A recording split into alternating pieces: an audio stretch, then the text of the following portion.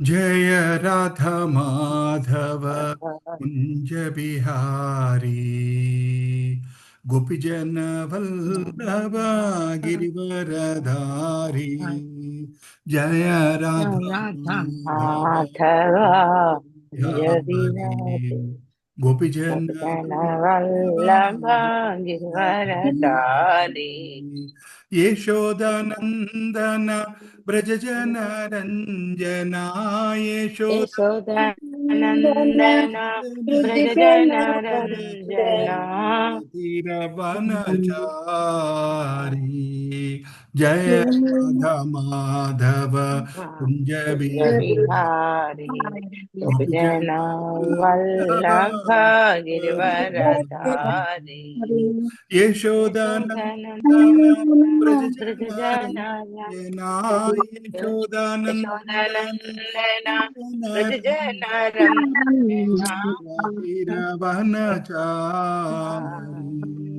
हरे Hare Krishna, Krishna Krishna Hare Hare, Hare Ram, हरे Ram Hare हरे Ram Ram Ram, Ram Ram हरे Hare हरे।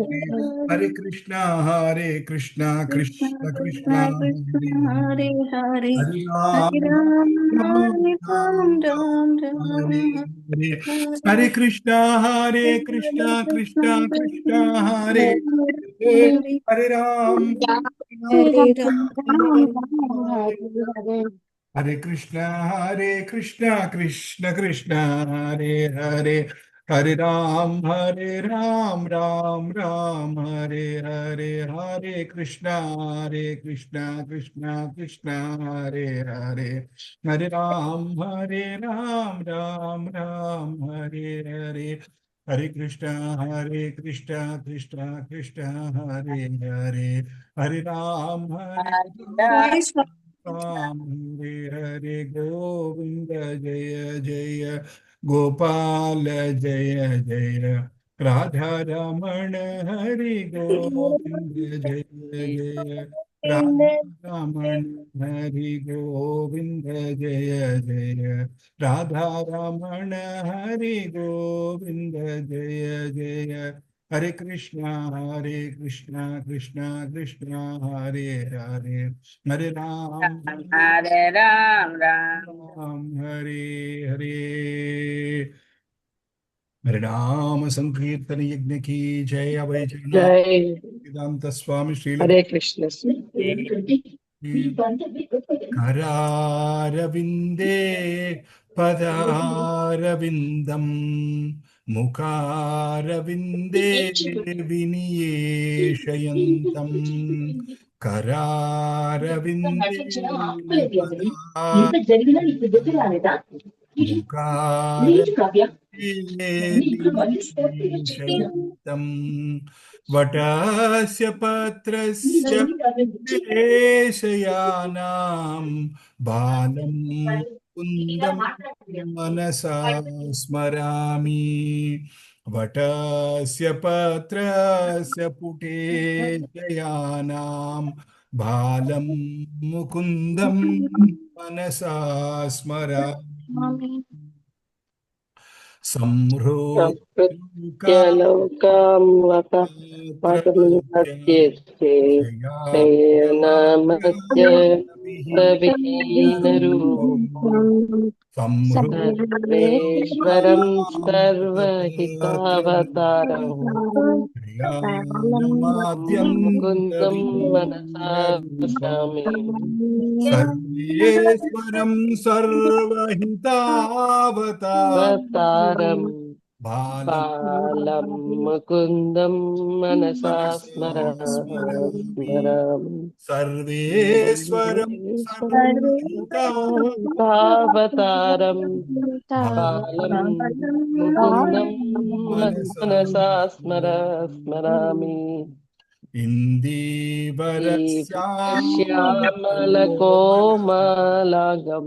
इन्द्रादिदेवार्चितपादपद्मम् श्यामलकोमलागम् इन्द्रादिदेवार्चितपादपद्मम् सन्तानकल्पद्रुममाश्रितानां बालं मुकुन्दं मनसा स्मरामि सन्तानकल्पद्रुममाश्रितानां बालं मुकुन्दं मनसा स्मरामि लम्बालकं लम्बितहार इष्टम्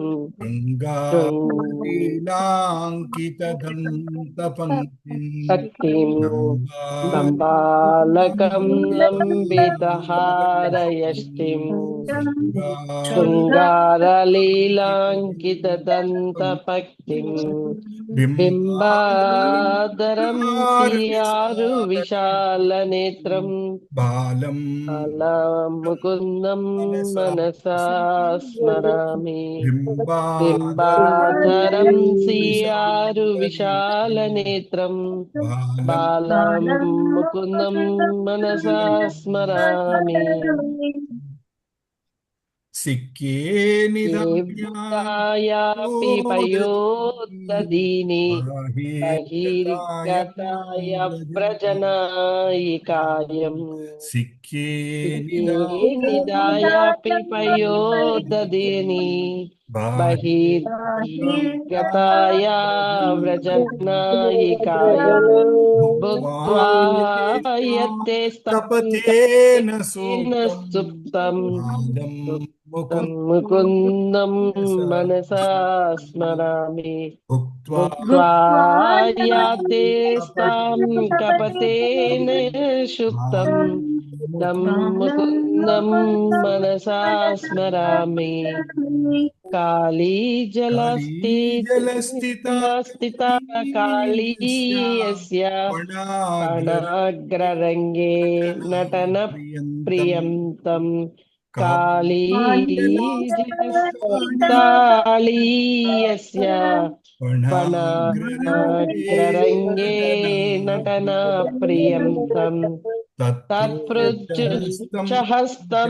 शरदिन्दुवक्तं बालं मुकुन्दं मनसा स्मरामि तत्पृच्छहस्तं शरदिन्दुवक्तं बालं मुकुन्दं मनसा स्मरामि पूलूकले बद्धमुदारशौर्यम् उत्तुङ्गयुग्म अर्जुन बङ्गालिलाम् पूलूकले बद्धमुदारशौर्यम् उत्तुङ्गयुग्म अर्जुन बङ्गालिलम् उत्पल्लपद्मायतचारुनेत्रम् बालं मुकुन्दं मनसा स्मरामि उत्पुल्लपद्मायतचारुनेत्रं बालं मुकुन्दं मनसा स्मरामि आलोक्यमातु माडरेण सन्यं पिबन्तं सरसीरुहाक्षम् आलोक्यमातु मुखमाडरेण सन्यं पिबन्तं सरसीरुहाक्षम् शशिचिन्मयं देवामन्तरूपं बालं मुकुन्दं मनसा स्मरामि देवामनन्तरूपं बालं मुकुन्दं मनसा स्मरामि मुकुन्दं मनसा स्मरामि मुकुन्दं మనసా మనసా స్మరామి. స్మరామి. హరే కృష్ణ అమ్మా. హరే కృష్ణ. హరే కృష్ణ. ప్రార్థనలు ఎవరు చేస్తారండి? నేను చేయమంటారా ప్రభుజీ? చేయమ్మా. ఓం నమో ఓం విష్ణుపాదాయ కృష్ణ ప్రేష్ఠాయ భూతలే శ్రీమతే భక్తి వేదాంత స్వామినితి నామినే నమస్తే సారస్వతి దేవే గౌరవాణి ప్రచారిణే నిర్విశేష శూన్యవాది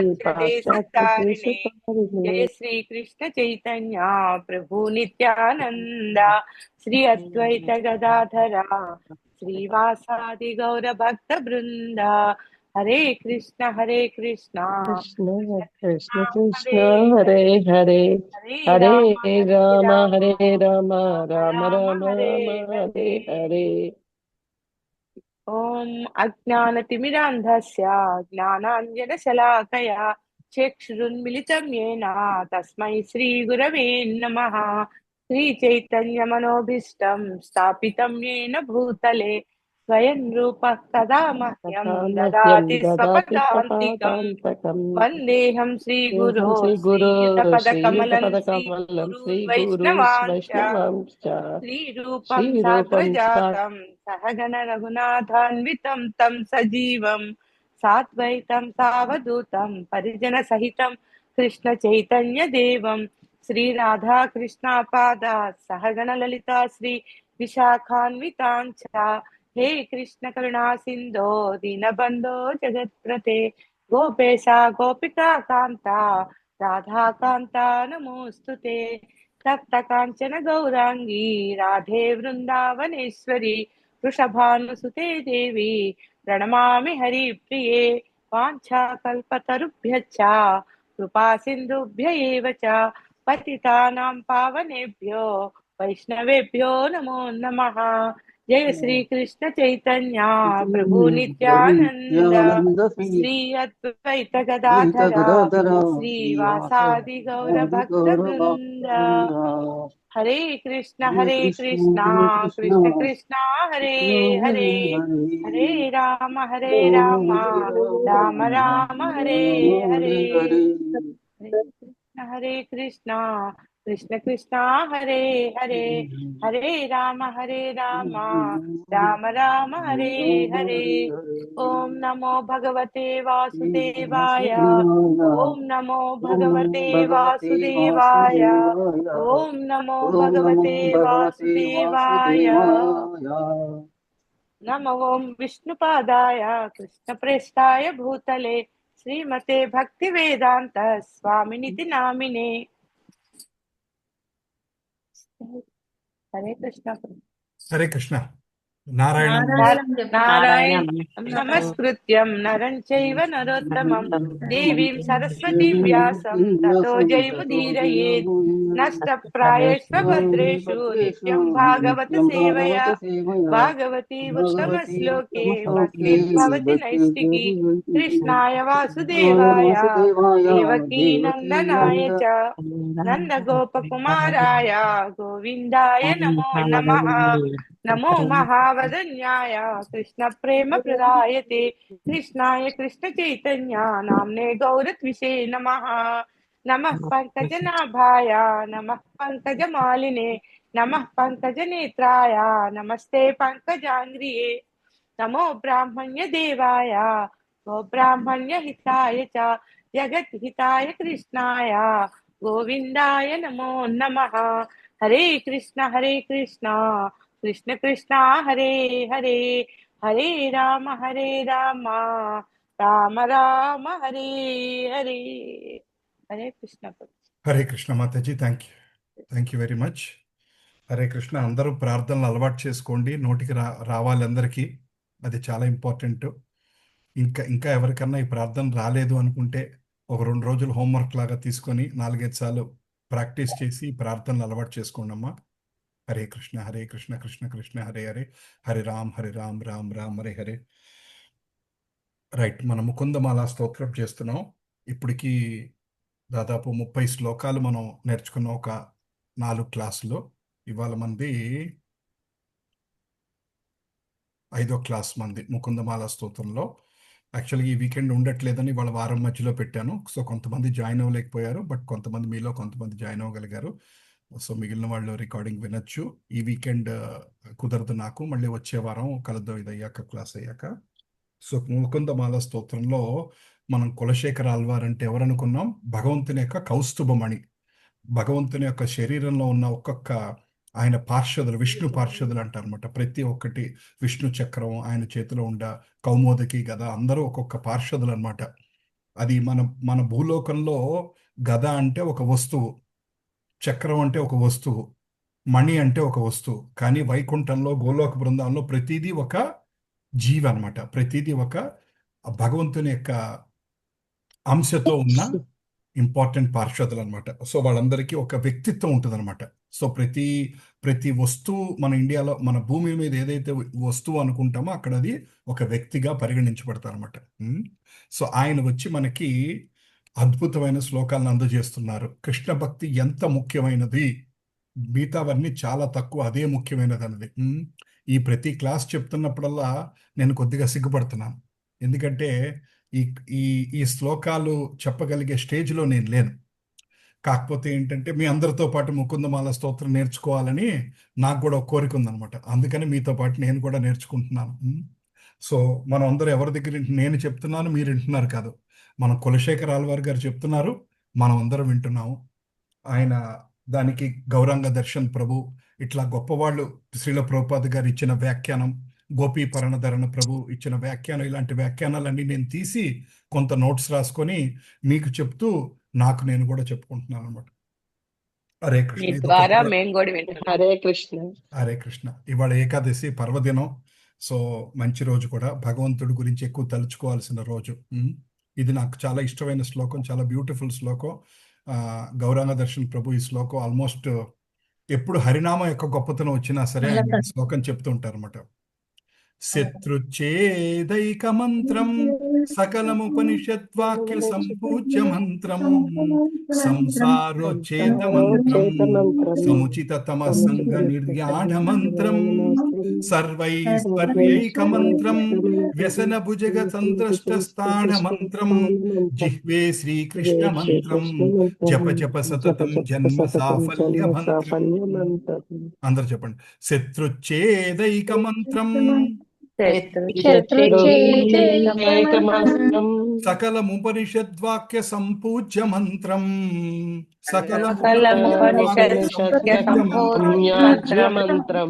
సంసారోచ్ఛేద మంత్రం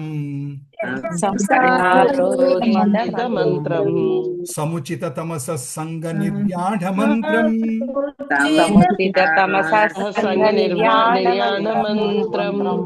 సర్వైశ్వర్యైక మంత్రం వ్యసన భుజగ సందష్ట సంత్రాణ మంత్రం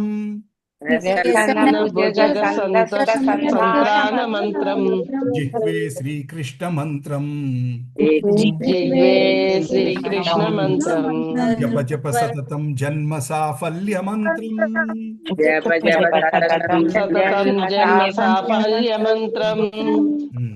సో ఈ శ్లోకంలో ఏం చెప్తున్నారంటే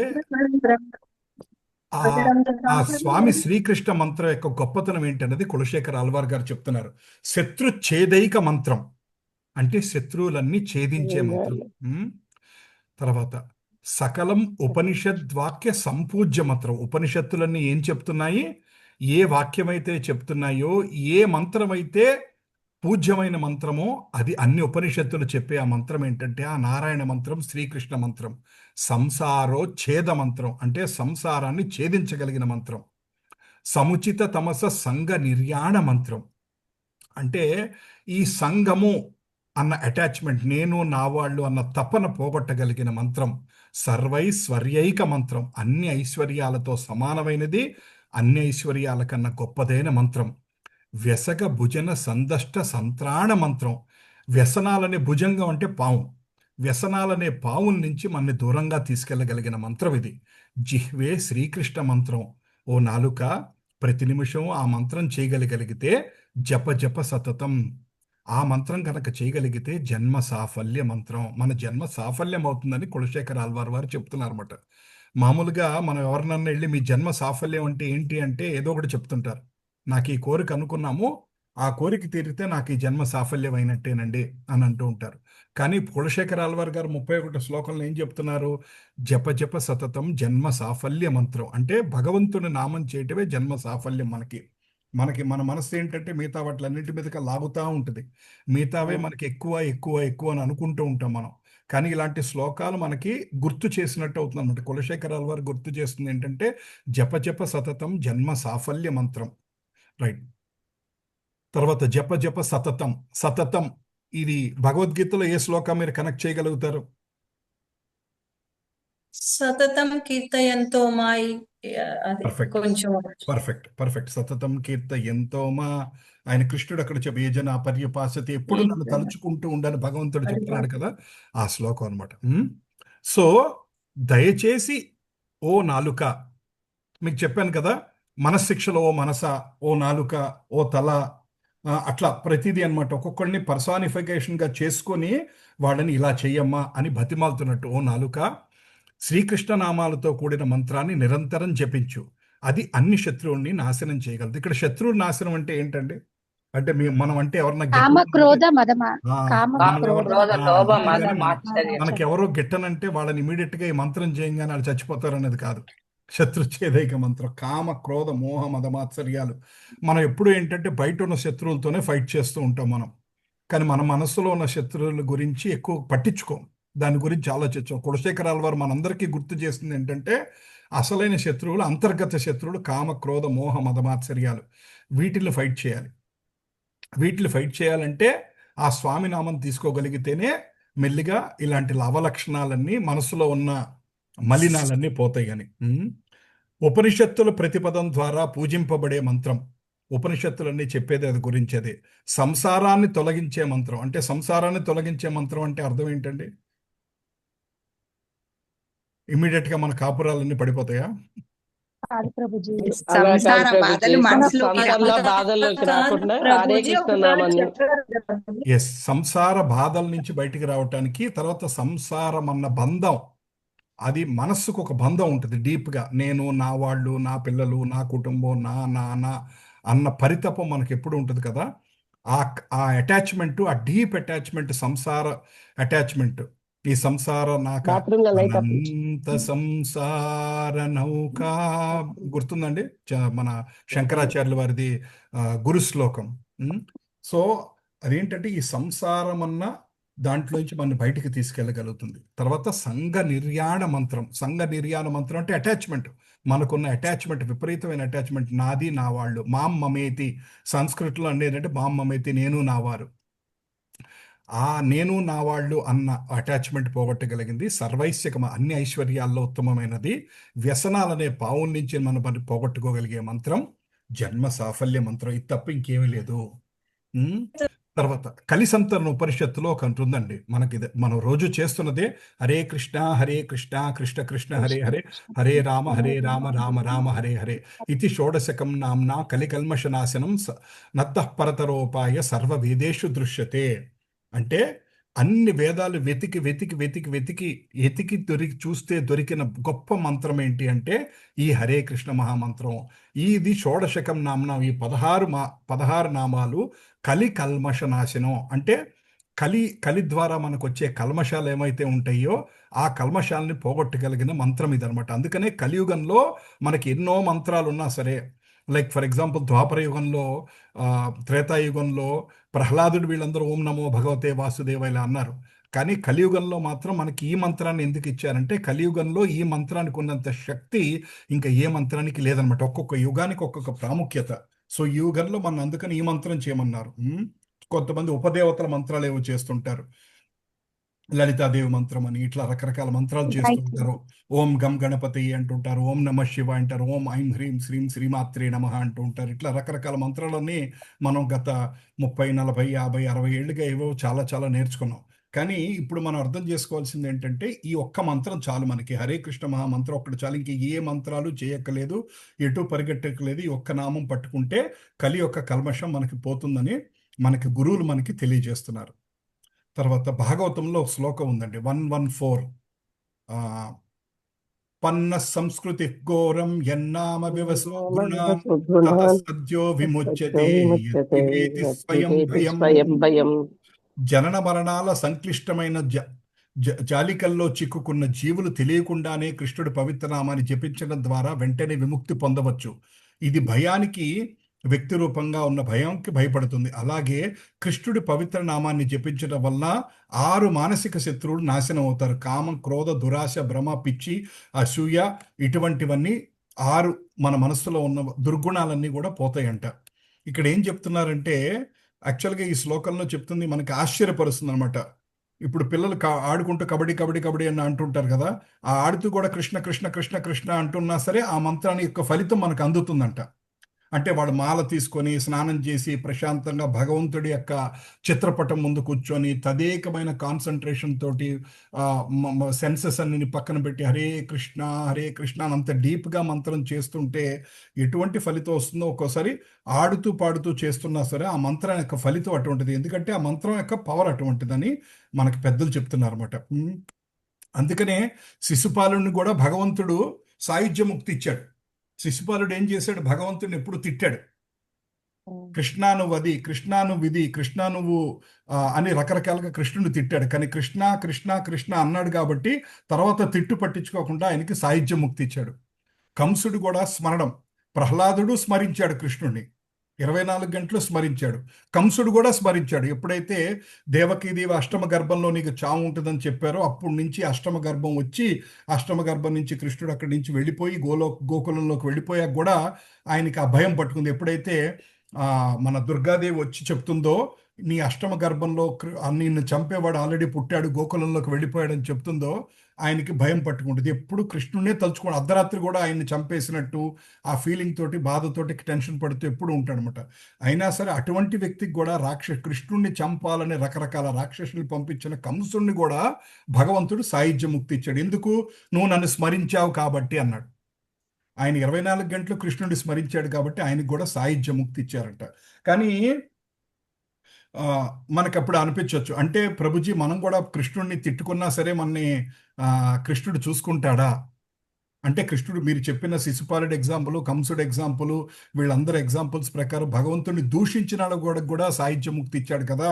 సో మనం కూడా దూషించుకుంటే ఈజీనా, ప్రేమిస్తే ఆయన చాలా టైం తీసుకుంటున్నాడు, దూషించడం మొదలెడితే తొందరగా ఏమన్నా ప్రసన్నం అవుతాడేమో అని అనుకుంటాడేమో.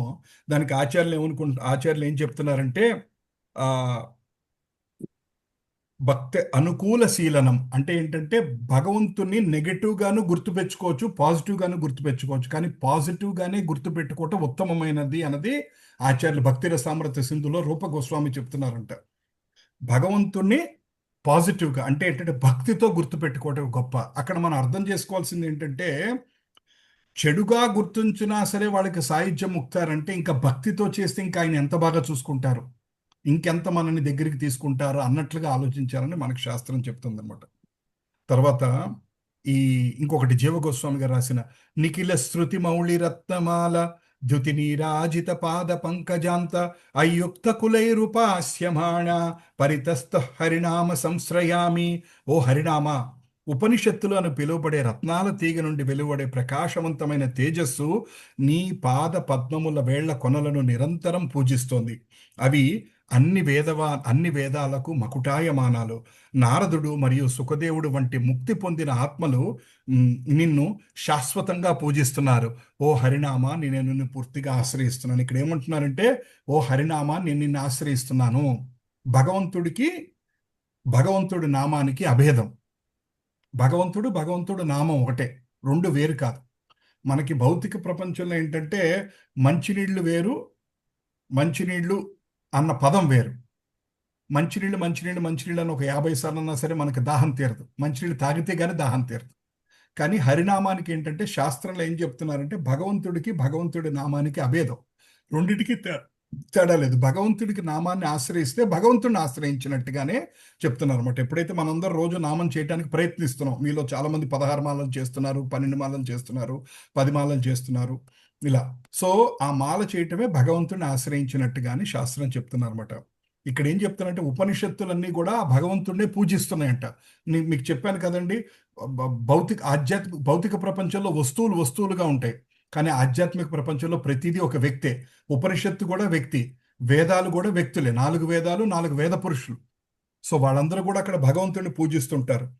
మనకు భగవద్గీతలో శ్లోకం ఉంది, వేదాలన్నీ చదివిన తర్వాత మనం తెలుసుకోవాల్సింది ఏంటి? నువ్వే దైవం అని తెలుసుకోవాలి. ఆ శ్లోకం ఎవరికైనా గుర్తుందండి? వేదైశ్చ సర్వం అహం వేదైశ్చ వేదో సర్వైరహమేవ వేద్యో వేదాంత అంతకు వేద విదేవ చాహం. అబ్సల్యూట్లీ. అంతవరకు. Very good, very good. ఆ శ్లోకం ఏం చెప్తుందంటే వేదాలన్నీ చదివాక మనకు అర్థం కావాల్సింది ఏంటంటే కృష్ణ, భగవంతుడు, దేవాది దేవుడు శ్రీకృష్ణుడు అని మనకు అర్థం కావాలని ఈ శ్లోకం చెప్తుంది అనమాట. సో కులశేఖర్ ఆళ్వార్ ఏం చెప్తున్నారంటే భౌతిక దుఃఖం, సంసార సుఖాలు అన్న పాము కాటుకు గురైన వారి బాధలను తగ్గించే ఔషధం వంటిది. మనలాంటి వాళ్ళకి మెడిసిన్ ఏంటంటే కృష్ణనామమే మెడిసిన్ అంటూ మనకి. ఎందుకంటే భౌతిక దుఃఖాలు సుఖాలలో వాటిలో మనం తిరుగుతూ కొట్టుమిట్టాడుతూ సంసారంలో పునరతి జననం పునరతి మనలో ఎలా తిరుగుతున్నాం కదా, మనకి ఈ భగవంతుని నామం ఆశ్రయం అని కులశేఖర్ ఆళ్వార్ గారు చెప్తున్నారు.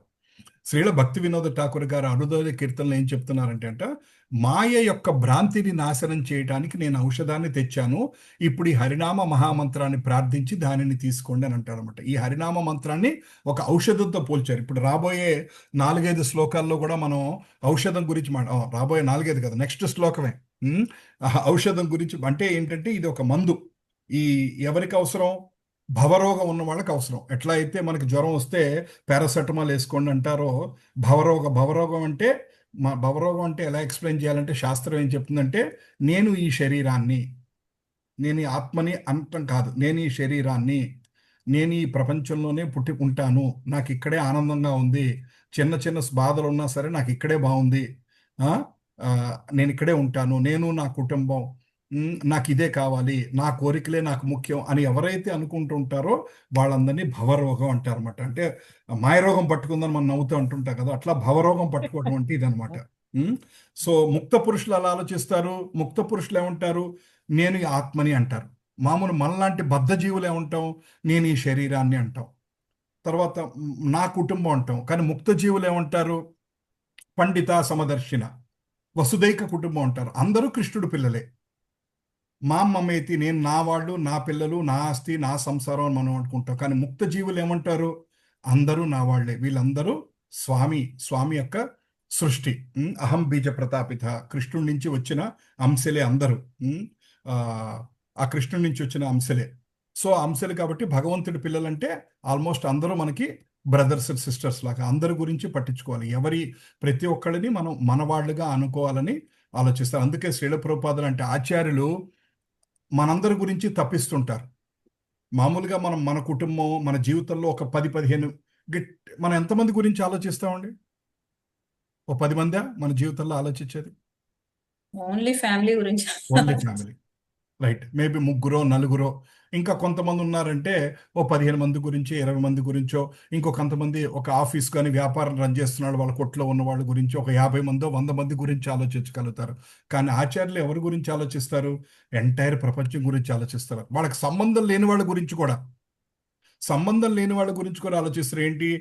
అయ్యో వీడి సంసారం అన్న దాంట్లో కొట్టుకుపోతున్నాడు, వీడికి హరినామం అందజేయాలి అని. ఇవాళ మనం క్లాసులు చెప్పుకుంటున్నాం. ఎందుకు చెప్పుకుంటున్నాం అండి?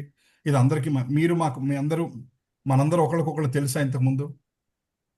ఎవరికి తెలియదు, రైట్. తెలియకపోయినా సరే మనందరూ ఎలా కలిసాం? శ్రీల ప్రభుపాదులు గారి దయ వల్ల కలిసాం. ఆ శ్రీల ప్రభుపాదులు గారు మనందరినీ తీసుకొచ్చి నాకు ఒక ఆయన నేర్పించారు. నేను ఇప్పుడు నాకు తెలిసింది నేను మీకు నేర్పిస్తున్నాను. మీరు ఇంకా ఒక 10 మందికి మీరు తెలిసింది మీరు నేర్పిస్తారు. అలా ఈ ఆధ్యాత్మిక నాలెడ్జ్ అన్నది అలా పరంపర ద్వారా కంటిన్యూ అవుతూ ఉంటుంది అనమాట. ఆ కంటిన్యూ అవుతూ ఉండటం వలన సంసార సాగరంలో కొట్టుకుపోతున్న వాళ్ళు ఎవరో ఒకళ్ళన్నా ఇటు తిరిగి భగవంతుడి వైపు తిరగటానికి అవకాశం ఉంటుంది. మనం 1-2 నిమిషాలు మీకు చెప్పాను. రోడ్డు మీద ఇస్కాన్ వాళ్ళు భగవద్గీత పంచుతూ ఉంటారు, ఆపి మరీ పంచుతూ ఉంటారు. కొంతమంది విసుక్కుంటూ ఉంటారు. ఏంటంటే నన్ను కూడా ఒకళ్ళు అన్నారు, ఏంటంటే మీ ఇస్కాన్ వాళ్ళు ట్రాఫిక్ సిగ్నల్ దగ్గర ఆపి మరి భగవద్గీత పుస్తకం కొను అని సతాయిస్తారు అని అంటూ ఉంటారు కొంతమంది. కానీ అక్కడ వాళ్ళ తపన అర్థం చేసుకోవట్లేదు. ఇప్పుడు వాళ్ళకి ఏమొస్తుంది? రోడ్డు మీద పుస్తకం అమ్మితే ₹1 కూడా రాదు. ఆ పుస్తకం అమ్మేవాళ్ళు ఎవరు సేల్స్ మెన్ కాదు, వాళ్ళందరూ భక్తులు. ఏమంటే మీరు ఈ పుస్తకాలు అమ్మితే మీకు ఒక్కొక్కరికి ఒక 50 రూపాయలు వస్తుందంటాం కదా, వాళ్ళకి సాయంకాలం తిరిగేసరికి ఏమీ రాదు, ఒక సాటిస్ఫాక్షన్. అమ్మయ్య వాళ్ళు ఒక 20 భగవద్గీతలు వెళ్ళినాయండి, ఒక 25 భగవద్గీతలు వెళ్ళినాయండి, 5 భాగవతాలు వెళ్ళినాయండి. వాళ్ళు వచ్చి ఇంటికి, వాళ్ళు గుడికి వచ్చి ఆ కృష్ణుడి ముందు చదివి చెప్తారు, ఇన్ని భగవద్గీతలు అమ్మాము, ఇన్ని భాగవతాలు అమ్మాము, ఇన్ని కృష్ణ బుక్ అమ్మాము అని చెప్తూ ఉంటారు. వాళ్ళందరూ ఎందుకు చేస్తున్నారు? ఏ సంబంధం లేని వాళ్ళ గురించి కూడా ఎందుకు ఈ పుస్తకాన్ని అందజేయదలుచుకుంటున్నాం? ఆ పుస్తకం వాడు కొని ఇంటికి తీసుకెళ్ళి చదివి, ఫస్ట్ శ్రీల ప్రభుపాద వారికి ఒక స్పెషల్ పర్సన్. ఆయన ఏంటో చెప్పిన, ఆ భగవద్గీతలో ఉన్న అన్ని పేజీల్లోనూ, ప్రతి పేజీలోనూ హరే కృష్ణ మహామంత్ర గొప్పది గురించి రాశారు ఆయన. ఏ పేజీ తిప్పినా కృష్ణుడు దేవాది దేవుడు అన్న వర్డ్ ఉంటుంది. ఒకళ్ళు అడిగారు మన శ్రీల ప్రభుపాద, ఎందుకండి మీరు చెప్పిన మాట చెప్పి అన్నిసార్లు ఎందుకు చెప్తారు? ఫస్ట్ పేజీలో చెప్పింది చాలదా, ప్రతి పేజీలో ఎందుకు చెప్తారంటే ఆయన అన్నారంట, ఏ పేజీ ఓపెన్ చేసినా సరే వాళ్ళకి అర్థం కావాలి, కృష్ణుడు దేవాది దేవుడు ఇంపార్టెంట్ పాయింట్, భగవంతుడి దగ్గర అవ్వటానికి హరే కృష్ణ మహామంత్రం మార్గము. 3 అన్ని మార్గాల్లోకి భక్తి మార్గమే మిన్న.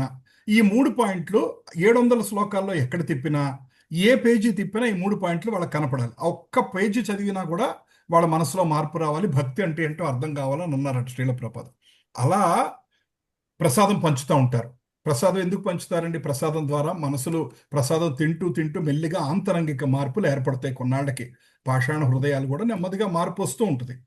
ఇవి ప్రసాదం పంచటం, భగవద్గీత తెలియని వాళ్ళకి కూడా పుస్తకం ఇవ్వటం, భగవద్గీత క్లాసులు చదువుతున్నాయి మీరు కూడా అటెండ్ అవ్వండి అని చెప్పటం, ఇవన్నీ మనం 4-5 సార్లు మాట్లాడుకున్నాం.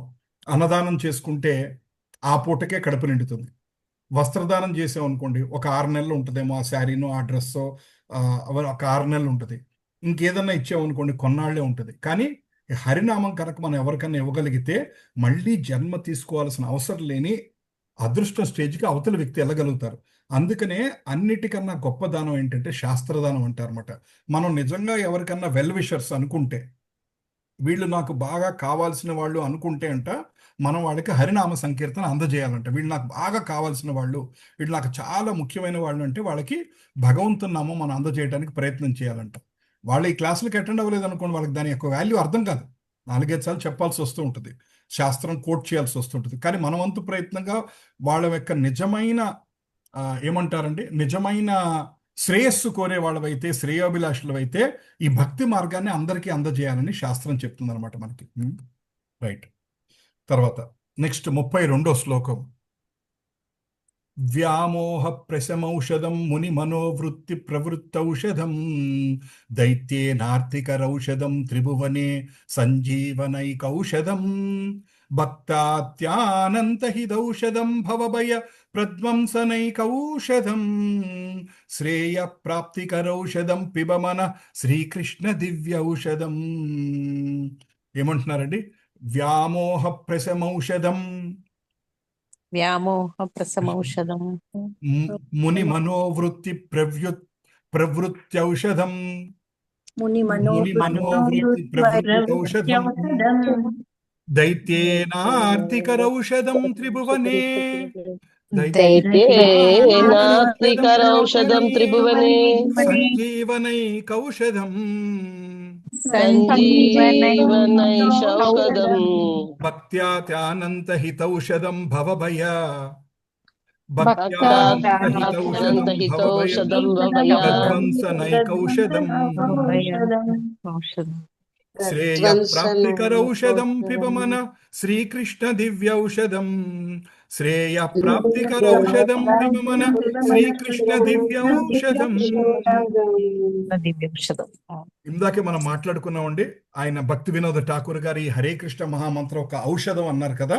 ఆ ఔషధం గురించి వ్యామోహ ప్రసమౌషధం, ఈ వ్యామోహాన్ని పోగొట్టగలిగే ఔషధం ఈ శ్రీకృష్ణ దివ్య ఔషధం. ముని మనోవృత్తి ప్రవృత్యౌషధం దైత్యేనార్తికరౌషధం త్రిభువనే సంజీవనైకౌషధం భక్త్యాతంతహితౌషధం భవభయ ప్రధ్వంస నైకౌషధం శ్రేయ ప్రాప్తికరౌషధం పిబహ్మన శ్రీకృష్ణ దివ్యౌషధం.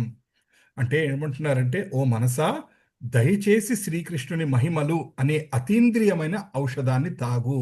అంటే ఏంటంటే ఎప్పుడు హరే కృష్ణ మహామంత్రం చేస్తూ ఉండు, ఆ స్వామి నామాలు, ఆ స్వామి మహిమలు, స్వామి రూప గుణ కీర్తన, స్వామి రూపాన్ని కీర్తించటం, గుణాన్ని కీర్తిస్తాం, నామాన్ని కీర్తిస్తాం అనమాట.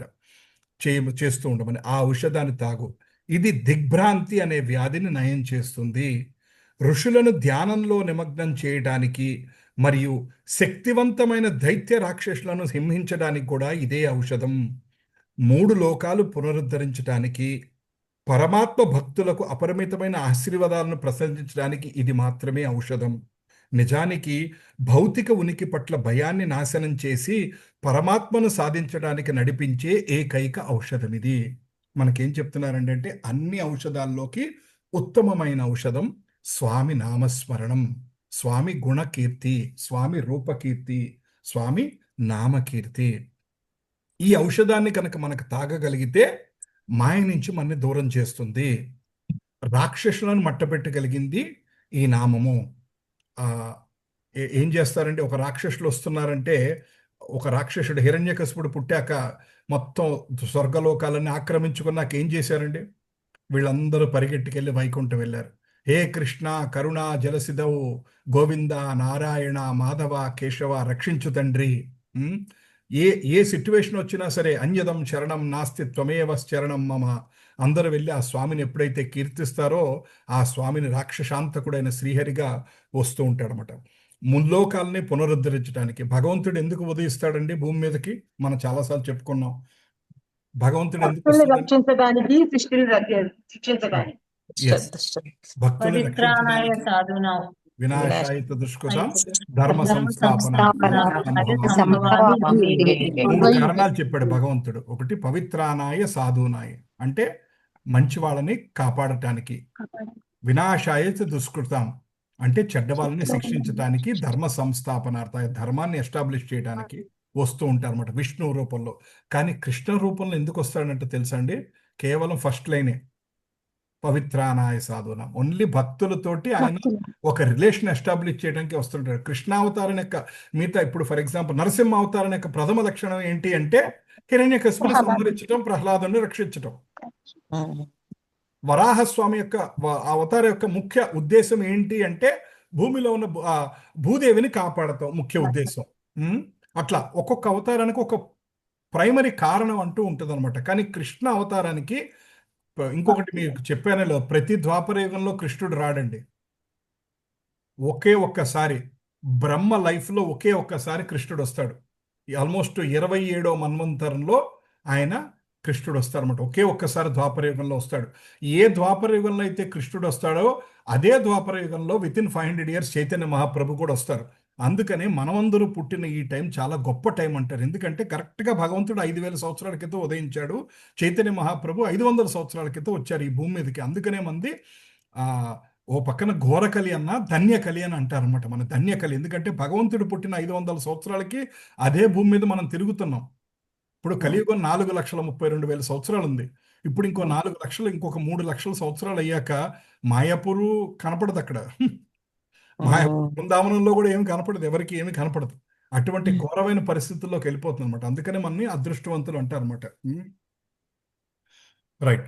సో భగవంతుడు బ్రహ్మ లైఫ్లో, బ్రహ్మకు ఒక రోజులో భగవంతుడు ఒకే ఒక్కసారి ఉదయిస్తాడు. ప్రతి ద్వాపర యుగంలో రారు.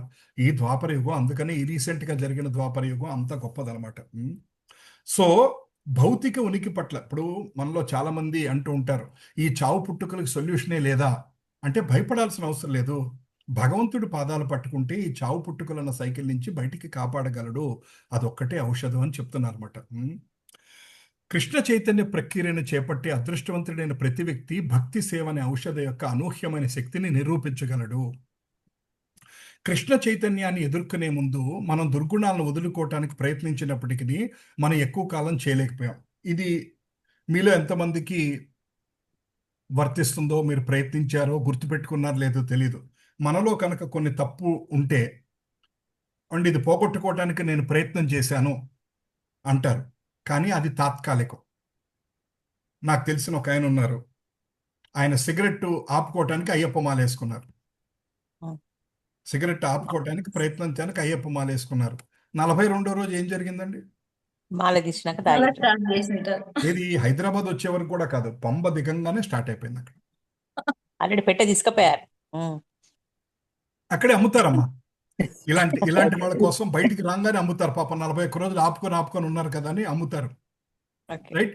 ఇంటికి వచ్చి మాల తీసి ఇరుముడి ఇప్ప తీసి ప్రసాదం అందరికీ పంచాక స్నానం చేసి బయటికి వెళ్ళి సిగరెట్ తగాలుస్తాం కాదు, అక్కడే ఆపుకోలేకపోతున్నాం అనమాట. కానీ శాస్త్రం ఏం చెప్తుందంటే, భక్తులు ఏం చెప్తున్నారంటే, చాలా మంది గొప్పవాళ్ళు ఏం చెప్తున్నారంటే, కృష్ణ భక్తి మార్గంలోకి వచ్చాక చాలా కష్టమైన దుర్గుణాలని పోగొట్టుకోగలిగారంట. ఇది ఈ మధ్య నేను విన్నాను ఒక చోట, మీకు చెప్పానో లేదో తెలీదు. ఆ, ఒక ఆయన గౌరాంగ దర్శన్ ప్రభువునో లేకపోతే రాధేశ్యామ్ ప్రభువునో ఎవరో ఒక క్లాస్లో చెప్పారు. ఒకసారి ఒక ఆయన, ఐ థింక్ రష్యన్ ఆయన అనుకుంటాను, అమెరికన్ ఆయన, ఇప్పుడు కృష్ణ భక్తుడు, ఒకప్పుడు మర్డర్లు చేసేవాడంటే, మనుషుల్ని చంపాడు కూడా అంట. మనుషుల్ని చంపిన వ్యక్తి అంట, 10-15 మంది మర్డర్ చేసిన వ్యక్తి. తర్వాత కృష్ణ భక్తిలోకి వచ్చి ఇప్పుడు మొత్తం కృష్ణనామం జపం చేస్తూ కృష్ణ భక్తుడు అయిపోయాడు. ఆయనతోటి మన ఇస్కాన్ ఆయన ఒక ఆయన ఏదో యాత్రలో ఒక రూమ్లో స్టే చేశారంట. రూమ్లో స్టే చేస్తే ఈయన మస్కిటో కాయిల్ ఆన్ చేశాడంట. మస్కిటో కాయిల్ ఆన్ చేస్తే ఆయన అన్నాడంట, ఏమంటే మస్కిటో కాయిల్ పెట్టొద్దండి, దోమలు చచ్చిపోతాయండి అన్నాడంట. ఎంత ఆశ్చర్యం వేసిందండి. అంటే ఒకప్పుడు మనుషుల్ని చంపిన క్రూరత్వం ఉన్న వ్యక్తి ఇప్పుడు ఏమండి దోమల్ని చంపొద్దండి అంటున్నాడంట. దయచేసి దోమల్ని చంపొద్దు, మీరు నా మాటిని నెట్ కొనుక్కోండి, చిన్న నెట్ దొరుకుతుంది మీకు అమెజాన్లో, అది మీరు ఎక్కడికైనా మీ సంచిలో పెట్టుకొని వెళ్ళి మీ చుట్టూ వేసుకొని పడుకోండి, అనవసరంగా మీరు చిన్న నెట్ తోటి కాపాడుకునే దానికి రాత్రంతా కొన్ని వందల దోమలు చంపటం ఎందుకండి అన్నాడంట. ఏది ఒకప్పుడు మనుషుల్ని చంపిన వ్యక్తి ఇవాళ కృష్ణ భక్తిలోకి వచ్చాక మనసు అలా మారిపోయిందంట. మనకు అప్పుడప్పుడు అనిపిస్తుంది, ప్రభుజీ ఇలాంటి వాళ్ళకి కూడా కృష్ణ భక్తి ఉందా అనిపించవచ్చు. కానీ కృష్ణుడు ఏం చెప్పాడు వెరీ క్లియర్, ఎటువంటి వాళ్ళకన్నా సరే, ఎటువంటి వాళ్ళకైనా సరే కృష్ణ భక్తి, నువ్వు ఎన్ని నువ్వు ప్రభుజీ నేను పరమ బ్రాహ్మణ కుటుంబంలో పుట్టాను, పొద్దున్న లేస్తే మా ఇంట్లో పరమ నిష్ఠ, ప్రతిరోజు నైవేద్యం లేకుండా అన్నం ఎవరు ఏం ముట్టుకోము, మా ఇంట్లో మా నాన్నగారు నిత్యాగ్నిహోత్రుడు, అటువంటి గొప్ప వైదిక కుటుంబంలో నేను పుట్టాను, బ్రాహ్మణుని, హరే కృష్ణ మహామంత్ర చేయండి. ప్రభుజీ నేను చండాలుల వంశంలో పుట్టాను, కుక్క మాంసం తింటాను, అలాగేనండి, హరే కృష్ణ మహామంత్ర చేయండి. ప్రభుజీ నేను పరమ దారుణమైన తప్పులు చేశాను ఇదివరకు, ఓకే ఇక్కడి నుంచి చేయటం మానేస్తావా, రైట్, హరే కృష్ణ మహామంత్రం చేయి. అంటే ఏంటంటే ఇది చెప్పమ్మా. ప్రభుజీ నాది ఒక క్వశ్చన్. అడగండి. ఇప్పుడు సారీ ప్రభుజీ, క్లాస్ అడగండి, తప్పులేదు. ఆ ప్రభుజీ ఇప్పుడు అతడు ఇంతకు ముందు మనుషులను చంపి ఇప్పుడు చేంజ్ అయ్యాడు. అయితే ఇప్పుడు తర్వాత అతని కాలం ఎలా అంటే కృష్ణ భక్తులు యమదూతలు కాక వాళ్ళు వచ్చి తీసుకెళ్తారు ప్రభుజీ. ఇప్పుడు ఆయన 15 హత్యలు చేసినది మళ్ళీ నెక్స్ట్ జన్మలో అతడు ఆ కర్మ అనుభవించాలా లేదనుకో అనుభవించకూడదా? అది భగవంతుడి నిర్ణయం అమ్మా, అది భగవంతుడి నిర్ణయం. ఎందుకంటే కృష్ణుడు చెప్తున్నాడు కదా 18.66లో ఏం చెప్పాడమ్మా, సర్వధర్మాన్ పరిత్యజ్య మామేకం శరణం వ్రజ అహం సా సర్వ పాపేభ్యో మోక్షయిష్యామి మా శుచ. యాక్చువల్గా మీకు అనేక జన్మల పాపరాశి కూడా ఈ జన్మలో తీసేయచ్చు అంట భగవంతుడు. అది భగవంతుడి నిర్ణయం. ఇప్పుడు ఆ వ్యక్తికి ఆ 15 మందినో 10 మందినో చంపిన మర్డర్లు చేసిన పాపాన్ని ఆయన తీసేయగలడు. ఎందుకంటే ఆ పాపరాశి తీసేయగల శక్తి ఆయనకు ఉంది. అది భగవంతుడి నిర్ణయం. అందుకని ఏమంటారంటే మనం కర్మ సిద్ధాంతంలో ఈ టాపిక్ మాట్లాడుకుంటాము, బాగా పరమ భక్తులకి కర్మ వర్తించదంట. కర్మ ఇవ్వకుండా భగవంతుడు టెస్ట్ చేయటం కోసం ప్లస్ ఇంప్రూవ్మెంట్ కోసం ఇస్తూ ఉంటాడంట. మామూలు మనుషులకి కర్మ అనుభవిస్తారు, కర్మానుసారే నువ్వు ఇచ్చేసావు కాబట్టి ఇది ఇచ్చేసా కాబట్టి ఈ పాపం, నువ్వు ఇచ్చేసా కాబట్టి ఈ శిక్షను అనుభవిస్తారు. కానీ పరమ భక్తులకి ఏంటంటే భగవంతుడు ఇస్తాడంట, ఓకే ఇదిగో నీకు శిక్ష ఇస్తున్నాను అంటాడంట. ఎందుకు ఇస్తాడంటే 2 కారణాలు. ఒకటి వాళ్ళని టెస్ట్ చేయడానికి, వాళ్ళ ఫెయిత్ ఎంత స్ట్రాంగ్గా ఇంకా ఉందా లేదా, నిలబడుతుందా లేదా అని టెస్ట్ చేయడానికి. 2 భక్తి మార్గంలో ఇంకా ముందుకు తీసుకెళ్తానికి. అందుకనే భక్తులు కష్టాలు వచ్చినప్పుడు బాధపడరంట, తండ్రి నేను ఇంకా నీకు దగ్గర అవుతున్నాను తండ్రి, నిన్ను ఇంకా ఎక్కువ తలుచుకుంటున్నాను తండ్రి, ఇది నువ్వు నా మంచికో తత్తేను కంపాం సుశిక్షమానో భుంజాన ఏవ అని బ్రహ్మదేవుడు ఒక ఉంటుంది అనమాట భాగవతంలో శ్లోకం. అంటే ఏంటంటే నాకు ఇంత శిక్ష రావాల్సింది ఇంత శిక్షతో కానిచ్చేసావు తండ్రి అని భక్తులు ఆలోచిస్తూ ఉంటారంట. సో అది అర్థమైందమ్మా, అది భగవంతుడి రైట్. సో తర్వాత ఇంకొక స్టోరీ కూడా నేను విన్నాను. ఒక డ్రగ్ అడిక్ట్ ఒక అతను ఉన్నాడంట, డ్రగ్ డీలర్ ఉన్నాడంట. అతన్ని పోలీసులు తరుముతున్నారంట. ఆల్మోస్ట్ అతని చేతిలో అవన్నీ పట్టుకుంటే పోలీసులు తరుముతున్నారంట. తరుగుతూ ఉంటే అతను అలా పరిగెడుతూ వెళ్ళేసరికి ఒక చోట హరే కృష్ణ సంకీర్తన రోడ్డు మీద అందరూ డాన్సులు చేసుకుంటూ కీర్తన చేసుకుంటున్నారంట. ఆ గ్రూప్లో జాయిన్ అయిపోయాడంట. ఆ గ్రూపులకు వెళ్ళిపోయాడంట. మీరు ఎవరన్నా ఈ స్టోరీ విన్నారమ్మా? వినలేదు ప్రభుజీ. వినలేదు ప్రభు. ప్రభుజీ. సో ఆ గ్రూప్లో జాయిన్ అయ్యాడంట. గ్రూప్లో జాయిన్ అయ్యాక సరే వాళ్ళందరూ కీర్తన చేసుకున్నాక ఆ తర్వాత వాళ్ళు సాయంకాలం ఇంటికి వెళ్ళిపోయారంట. అంటే ఆశ్రమానికి, టెంపుల్కి వెళ్ళిపోయారంట. టెంపుల్కి వెళ్ళిపోతే ఇతను కూడా టెంపుల్కి వెళ్ళిపోయి ఆ గురు ప్రెసిడెంట్ తోటి అన్నాడంట, ఏమంటే ఆయనకి బయటకు వస్తే జైల్లో పెడతారని తెలుసు, పోలీసులు తిరుగుతున్నారని తెలుసు, అందుకని నేను మీ ఆశ్రమంలో జాయిన్ అవ్వచ్చా అని అడిగాడట. ఆ ప్రెసిడెంట్ అనుకున్నాడంట, ఆ రోజు సంకీర్తన చేసిన ఆయన మెచ్చుకున్నాడంట. అసలు నువ్వు చేసిన సంకీర్తనకి డైరెక్ట్గా ఆశ్రమంలో జాయిన్ అవటానికి మనుషులు వచ్చేస్తున్నారు, ఎంత బాగా సంకీర్తన చేసావు నువ్వు అన్నారంట. కానీ ఇతను తప్పించుకోవడానికి వచ్చాడు. సరే జాయిన్ అవ్వు అన్నారంట ఆశ్రమంలో. పొద్దున్నే 4ంటికి లేపారంట. 4ంటికి లేపితే ఏంటా అన్నట్లు ఇస్తే వీళ్ళందరూ క్యూలో నుంచున్నారంట. ఒకటే ఒక బాత్రూమ్, అందరూ క్యూలో నుంచున్నారంట. లోపలికి వెళ్ళేసరికి చన్నీటి స్నానం చేసి బయటకు వచ్చాడంట. సరే ఏదో చేశారంగానే కిందకి వెళ్ళంగానే ఆరతి మంగళారతిని లాక్కెళ్ళారంట. సంసార దావా నలలీలోద త్రణయ కారుణ్య గానాత్వం ప్రాప్తస్య కళ్యాణ గుణార్ణవస్య వందే గురు శ్రీ చరణారవింద. ఆరతి అంటే ఆరతిలో అందరు ఇట్లా తిరుగుతూ డాన్స్ చేస్తున్నాడంటే ఆయన కూడా ఏదో డాన్స్ చేస్తున్నాడు, ఆయనకి ఏం అర్థం కావట్లేదు. సరే అయిపోయాక టిఫిన్ పెడతారేమో అని చూశాడంట. చేతిలో జపమాల పెట్టాడంట. జపమాల పెట్టి 16 మాలలు చేసుకుంటున్నారంట. 2 గంటలు కూర్చున్నారంట అందరు. ఈయన కూడా ఇలా పెట్టుకుంటే ఈయన అందరు ఇట్లా ఏలు బయట పెట్టి జపం చేస్తుంటే అందరు నా వంకే చూపిస్తున్నాడు. నాకు అర్థమైపోయిందా నేను డ్రగ్స్ పట్టుకున్నాను అని అనుకున్నా. అందరూ నా వంకే. అందుకని ఈయన కూడా ఏం చేశాడంటే ఓ జపమాల తీసుకొని ఏలు ఆళ్ళ వంక పెట్టి కూర్చున్నాడంట. 2 గంటల సేపు. నేను కాదు మీరే అన్నట్టు, దొంగ నేను కాదు మీరే అన్నట్టు. అది అయిపోయిందంట. అయిపోయాక ఏమైనా టిఫిన్ పెడతారేమో చూస్తే తులసి ఆరతి స్టార్ట్ అయిందంట. తర్వాత గురువు ఆరతి, శ్రీ గురు చరణ పద్మ అంటూ గురువు ఆరతి చేశారంట. అంతా అయిపోయాక బ్రేక్ఫాస్ట్ పెట్టారంట. అమ్మయ్య బ్రేక్ఫాస్ట్ పెట్టి ఇప్పుడు నేను రెస్ట్ తీసుకోవచ్చనగానే ఓ 10 భగవద్గీతల పుస్తకాలు ఇచ్చి వెళ్ళి ఊర్లోకి వెళ్ళి భగవద్గీతలు పంచు అమ్ము అన్నారంట. ఇలా 2-3 గంటలు 2-3 నెలలు ఇట్లాగే గడిచిపోయిందంట ఆయనకి. 2-3 నెలలు ఇట్లాగ అయిపోయాక కొన్నాళ్ళు అయిపోయాక ఆయనకి సిగ్గేసిందంట. ఇంకా రోజు భక్తుల మధ్యలో ఏముంటే ఏం జరుగుతుందండి? పరివర్తన జరిగింది. అందుకని ఆ ఇస్కాన్ టెంపుల్ ప్రెసిడెంట్కి వెళ్ళి చెప్పాడంటే, యాక్చువల్ నేను ఒక డ్రగ్ డీలర్ నండి, ఆ రోజు పట్టుకుంటుంటే ఆశ్రయం కోసం టెంపుల్లో దూరాను, కానీ 3 నెలలు మీలాంటి వాళ్ళు మహానుభావులు ఉండటం వలన నాకే సిగ్గేస్తుంది, నేను ఇదివరకు నాకు తప్పు ఉంది అంటే ఆయన అన్నారంటే వెంటనే వెళ్ళి పోలీసులకు సరెండర్ అయిపో అన్నారంట. సరే అని చెప్పి పోలీసుల దగ్గరికి వెళ్ళి నేనే డ్రగ్ డీలర్ని, నేను ఇక్కడ ఈ ఆశ్రమంలో ఇన్నాళ్ళు తలదాచుకున్నాను అంటే ఆయన్ని సరే 6 నెలల తర్వాత అనుకుంటా సో ఆయన్ని కోర్టుకి తీసుకెళ్లారంట. కోర్టుకి తీసుకెళ్ళి నువ్వేం చేస్తున్నావు అంటే గత 6 నెలలుగా అంటే 3:30 లేచా, చన్నీటితో స్నానం చేశా, ఇది చేశా అది చేశా, రోజుకి 16 గంటల పాటు రోడ్డు మీద పుస్తకాలు పంచాను, చలిలో కూడా తిరిగాను, రాత్రి 10ంటికి పడుకునేవాడిని, మళ్ళీ 3ంటికి లేచేవాడిని, ఇది అంటే మా జైల్లో అంతకన్నా పెద్ద శిక్షలు ఉండవులే కానీ లేని వదిలేస్తున్నా అన్నారంట.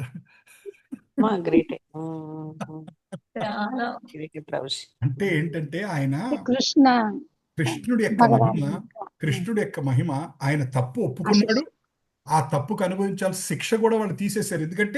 ఎందుకంటే ఒక మామూలుగా మనకే తెల్లారుజాము లేచి చన్నీటి స్నానం చేయటం అంటే మనకే ఒప్పుకోం. అలాంటిది చలి ప్రదేశాల్లో పొద్దున్న లేచి చన్నీటి స్నానం చేసి ఇవన్నీ ఉండేసరికి జడ్జి మనసు కరిగిపోయిందంట. ఆల్రెడీ నీకు బోర్డు శిక్ష పడిందిలే, ఇంకా చాలే, ఇంకా నేను కొత్తగా నేను ఇంకేం శిక్ష వేస్తాను, అయినా నువ్వు ఒప్పుకున్నావు కదా ఇక నుంచి అలాంటి పనులు చేయనని సిగ్గుపడుతున్నావు, సో అందుకని నేను వదిలేస్తున్నాను పో అన్నారంట.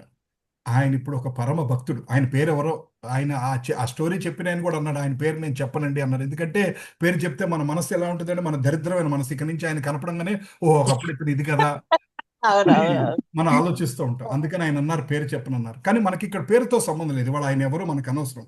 మనం అర్థం చేసుకోవాల్సింది ఏంటంటే ఒకప్పుడు డ్రగ్స్ చేసిన అతను ఇవాళ పరమ భక్తుడయ్యాడు, అదొకటి అర్థం చేసుకోవాలి. తర్వాత ఒకప్పుడు ఒక 5-6 చంపిన వ్యక్తి ఇవాళ దోమలు చచ్చిపోతాయేమో అని బాధపడుతున్నాడంట. మీకు మురుగారి స్టోరీ చెప్పాను కదండి ఒకసారి, గుర్తుంది కదండి మురుగారి స్టోరీ, నారదుడు మురుగారి స్టోరీ గుర్తుందమ్మా?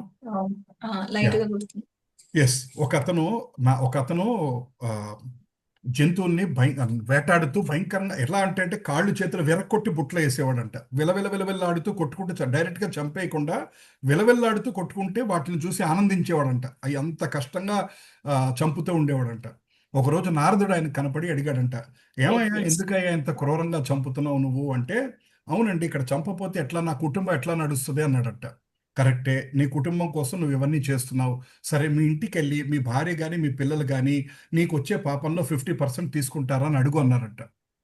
సో ఆయన భార్య దగ్గరికి వెళ్ళంగానే ఆవిడందంటే, నాకేంటి సంబంధం, ఇల్లు పోషించాల్సిన బాధ్యత నీది, నువ్వు ఎలా తీసుకొస్తావు నాకు సంబంధం లేదు, నువ్వు వెళ్ళి అన్యాయం చేసి తెస్తున్నావు కాబట్టి ఆ బాధ ఏదో నువ్వే పడాలి, నేను తీసుకోనన్నట్ట. పిల్లలు కూడా ఇది నీ బాధ్యత కాబట్టి నేను తీసుకున్నా అన్నారట. అతను కళ్ళమ్మ నీళ్లు పెట్టుకుంటూ నారదుడి దగ్గరికి వచ్చి, నేను ఎవరి కోసం అయితే గత 10 ఏళ్లుగా ఇన్ని హత్యలు చేశాను, ఇన్ని జంతువులు చంపాను, ఇద్దరు నాకు సంబంధం లేదన్నారు అంటే, అప్పుడు నారదుడు జీవహింస మహాపాపం అని చెప్పి వచ్చింది. హరే కృష్ణ మహామంత్రం చేసుకోమని నారదుడు చెప్తాడంట. చెప్తే ఆయన హరే కృష్ణ మహామంత్రం చేసుకుంటూ ఉంటాడంట. మళ్ళీ మధ్యలో ఒకసారి నారదుడు కనపడతాడంట. కనపడి అన్నప్పుడు ఆయన అంటాడంట, స్వామి నేను ఇట్లా నామం చేసుకుంటే ఇక్కడ కూర్చున్నామన్న ఇల్లే గడుస్తుంది అంటే, ఒకసారి మీ ఇంటికి వెళ్ళి చూడు అన్నారంట. ఆ ఇంటికి వెళ్ళేసరికి ఇంటి నిండా ఒక 6 నెలలకు సరిపడా తినుబండారాలన్నీ ఉన్నాయంట. అంటే భగవంతుడు అరేంజ్ చేశాడంట, ధాన్యము వెజిటబుల్స్ అన్నీ అన్నమాట. సో అతను ఇంకా అలా ఉన్నాడనమాట. ఇంకా నామం చేసుకుంటూ ఉన్నాడట. ఇలా కొన్నాళ్ళ 6 నెలల తర్వాత నారదుడు వచ్చాడంట. నారదుడు వస్తే ఆయన సాష్టాంగ ప్రణామం చేయటానికి నేల మీద పడితే చీమలు దోమలు చచ్చిపోతామని ఆయన పైన అంగవస్త్రం వేసి ఆ అంగవస్త్రం మీద సాష్టాంగ దండం చేశాడంట ఆయన. నేల మీద జీవులు ఏమన్నా అవుతాయేమని. 6 నెలల క్రితం పక్షుల్ని వాటిని కాళ్ళు ఇరక్కొట్టి వికృతంగా చేసిన వ్యక్తి ఈ రోజున ఆ నామ మహిమ చేత నేల మీద ఉన్న పురుగు కూడా నేను బాధ పెట్టకూడదు అన్నంత మనసు ఆయనకి మారిపోయింది. ఇటువంటి స్టోరీలు వింటుంటే అసలు ఎంత ఆనందంగా ఎంత ఆశ్చర్యంగా ఉంటుందంటే, భగవంతుడి యొక్క కరుణ అంత గొప్పదనమాట. ఈ మార్పులను తీసుకువచ్చే అనూహ్యమైన శక్తిని కృష్ణ శక్తి అంటారు. పరమాత్ముని కృప వలన స్వచ్ఛమైన భక్తుడు ఈ కృష్ణ శక్తిని కలిగి ఉంటాడు. మరియు అతను పవిత్ర నామాన్ని జపించినప్పుడు లేదా కృష్ణుని గురించి మాట్లాడినప్పుడు శక్తివంతమైన శబ్దం గ్రహణ శక్తి వినేవారి స్పృహలోకి ప్రవేశించి అతన్ని శుద్ధి చేస్తుంది. మనని గొప్ప గొప్ప వాళ్ళని దగ్గర నుంచి వినమంటారు. శ్రీల ప్రభుపాద వారి మీలో ఇంగ్లీష్ ఫాలో కలిగే వాళ్ళు ఎవరన్నా ఉంటే శ్రీల ప్రభుపాద వారి లెక్చర్స్ వినమంటారు, ఆచార్యుల వారి లెక్చర్స్ వినమంటారు. తర్వాత గ్రేట్ సోల్స్ రాధానాథ స్వామి గారు, ఇట్లాంటి చారు స్వామి గారు, ఇట్లాంటి ఎంతోమంది పరమ భక్తులు వాళ్ళ మాటలు వినమంటారు. ఎందుకంటే ఆ పరమ భక్తుల మాట నోట్లోంచి వింటుంటే అది మన మనస్సులో ప్రవేశించి మనలో మార్పు తీసుకొస్తుందంట. అది కాక మన ఇంటికి ఒక ఆయన ఎవరో భాగవతం చెప్తానండి 7 సప్తాహం చేస్తానండి 25,000 రూపాయలను ఒక ఆయన వస్తాడు. ఆయనకి 25,000 ఇచ్చి భాగవత సప్తాహం చేయిస్తారు. దాని వలన మనసులో మార్పు రాదంట. ఎందుకు? ఆయన దాన్ని వృత్తిలాగా చేస్తున్నాడు భాగవత సప్తాహం. ఆయన కూడా భాగవత స్టోరీస్ బాగా చెప్తాడు, పద్యాలు బాగా పడతాడు, అందరూ చప్పట్లు కొడతారు. కానీ ఆయన ఎందుకు చేస్తున్నాడు? అది భాగవతం ఎందుకు చెప్తున్నాడు? ఆయన మీరు తిరిగి ఇచ్చే 25,000 కోసం ఆయన భాగవతం చెప్తున్నాడు. అందుకని శ్రీల ప్రభుపాద వారు ఏమంటారంటే, ఇలాంటి ప్రొఫెషనల్గా భాగవతం చెప్పేవాళ్ళు, డబ్బుల కోసం చెప్పేవాళ్ళు, అలాంటి వాళ్ళ ద్వారా వీళ్ళు చెప్తే మన మనసులో మార్పు రాదంట. ఎవరైతే పుణ్యపురుషులు ఉంటారో, పరమ భక్తులు ఉంటారో, వారి నోట్లోంచి భగవంతుని నామం, భగవంతుని గుణం, భగవంతుని లీలలు కనుక చెప్తూ ఉంటే, మనం వింటూ ఉంటే కూడా వాళ్ళ శక్తి, భక్తి శక్తి మన మనసులోకి ప్రవేశిస్తుందంట. మన మనసులోకి ప్రవేశించి ఆంతరంగికమైన మార్పు వస్తూ ఉంటుంది అనమాట. సో అందుకనే భక్తులు, పరమ భక్తులు, అందుకనే ఏంటంటే ఇప్పుడు మాకు అర్థమైంది కాబట్టి యూట్యూబ్లో ఎవడు చెప్తే పడితే అది వినం మేము ఇప్పుడు. ఒకప్పుడు తెలియనప్పుడు ఏం చేసేవాడు, యూట్యూబ్లో ఎవరు చెప్తే అది ఏది పెడితే అది వింటూ ఉండేవాడు. ఇప్పుడు అర్థమైంది, పరమ భక్తుల ద్వారానే వినాలి, ఎవరేం చెప్తే వినకూడదు. అందరూ ఎవరికి నచ్చినట్టు వాళ్ళు చెప్తుంటారు. ఇవాళ వాట్సాప్ యూనివర్సిటీలో ఏముందంటే అందరూ గురువులు అయిపోయారు. ఎవరికి నచ్చింది వాళ్ళు చెప్తూ ఉంటారు అనమాట. అది జాగ్రత్తగా ఉండాలి. పరమాత్మచే ప్రత్యక్షంగా అధికారం పొందిన వ్యక్తి మాత్రమే కృష్ణ శక్తి ద్వారా కృష్ణ చైతన్యాన్ని వ్యాప్తి చేయగలడు. అందువలన స్వచ్ఛమైన భక్తుల నుండి మాత్రమే మనం భక్తి సేవ యొక్క రత్నం, మంత్రం లేదా ఔషధాన్ని పొందగలము. దాని నుండి మనం భగవంతుని యొక్క ప్రేమ యొక్క ప్రయోజనాలను పొందగలము. అందుకనే గురు పరంపరలో మన దీక్ష తీసుకోమంటారు అనమాట. ఏవం పరంపర ప్రాప్తం ఇమం రాజర్షయో విదుః 4th చాప్టర్లో మనం చదువుకున్నాం. సో మనం భగవంతుని అంటే శ్రీల ప్రభుపాద వారి శిష్యుల దగ్గర నుంచి ఆయన శిష్యుడి దగ్గర కానీ ఆయన శిష్యుల ద్వారా కానీ ఇంకా ఎందుకంటే శ్రీల ప్రభుపాద వారి శిష్యులు ఇంకా దీక్ష ఇచ్చేవాళ్ళు చాలా మంది ఉన్నారు. ఇంకొక 20 ఏళ్ళు పాడితే వాళ్ళందరూ కూడా ఈ భూమి వదిలి వెళ్ళిపోతారు. అందరూ ఆల్మోస్ట్ అందరూ 70 అబౌవ్ ఉన్నారు శ్రీల ప్రభుపాద వారి శిష్యులందరూ.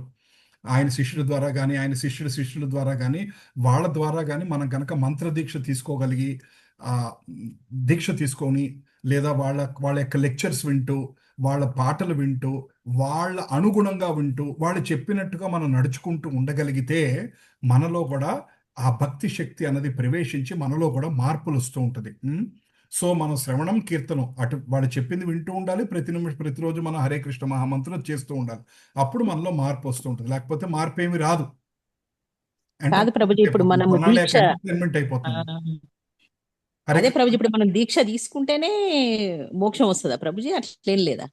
క్లియర్ అమ్మా. దీక్ష తీసుకోకుండా మనం పర్ఫెక్ట్ స్టేజ్కి వెళ్ళలేమమ్మా, ఫైనల్ స్టేజ్కి వెళ్ళలేము.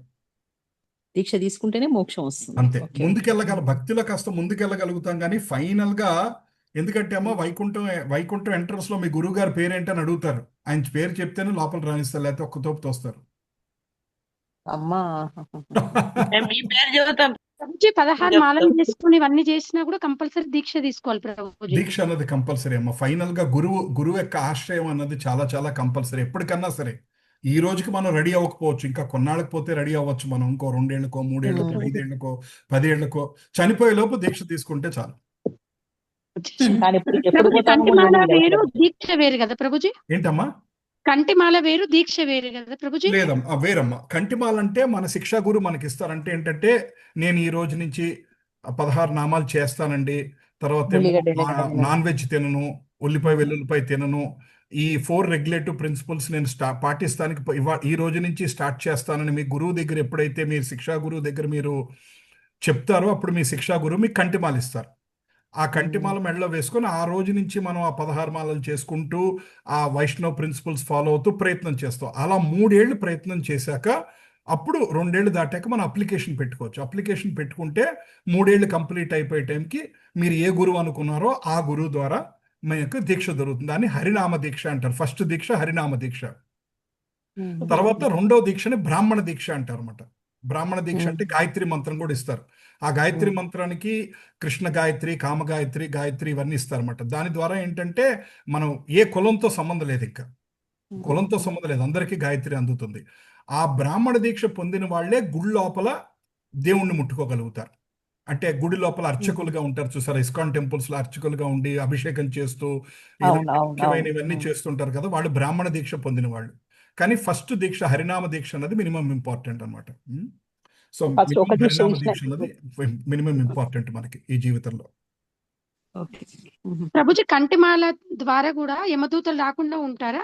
ఎస్ మాతాజీ, డెఫినెట్ గా మెడలో కంటిమాల ఉంది అంటేనే యమదూతలు రారు అని శాస్త్రం చెప్తుంది అనమాట. ఎవరైతే హరే కృష్ణ అంటే ఫర్ ఎగ్జాంపుల్ మనం గురువు దగ్గర దీక్ష తీసుకుందాం అని అనుకున్నాం, కానీ మనకి ఇందాక అన్న రూపమాతాజీ అన్నారు కదా, చనిపోయేలోపు తీసుకోవాలంటే ఎన్నాళ్ళు ఉంటామో మనకు తెలియదు కదా ప్రభు అన్నారు కదా.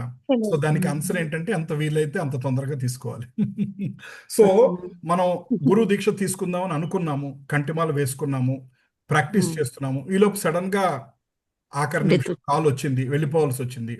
కానీ ఖచ్చితంగా మనకి భగవంతుడు ఆ కంటిమాల వేసుకున్నాం కాబట్టి హరే కృష్ణ మహామంత్రం చేస్తున్నాం కాబట్టి మనమైతే నరకానికి వెళ్ళాం, ఖచ్చితంగా నరకానికి వెళ్ళాం. మళ్ళీ ఉత్తమ జన్మిస్తాడు, భక్తులు ఇంట్లో పుట్టిస్తాడు భగవంతుడు.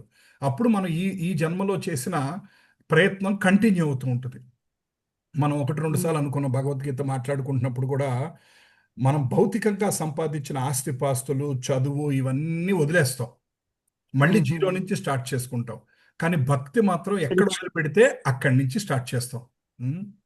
ఎక్కడ వదిలిపెడితే అక్కడి నుంచి స్టార్ట్ చేస్తాం. అందుకనే మీకు చిన్న చిన్న పిల్లలే పరమ భక్తులుగా మారటం ఇవన్నీ మనం చూస్తూ ఉంటాం. భాగవత్ ప్రభుని యూట్యూబ్ లో చూస్తూ ఉంటారు.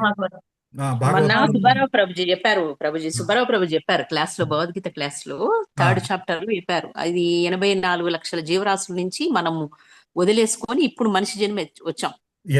ఫైనల్ గా ఈ మనిషి జన్మ చాలా పవిత్రంగా ఉంటుంది. ఇక మనకి 80 లక్షల జీవరాశులు మళ్ళీ మనం పోలేము కదా, ఇక్కడనే మనం ముక్తి సంపాదించాలి అని చెప్పారు అన్నట్టు.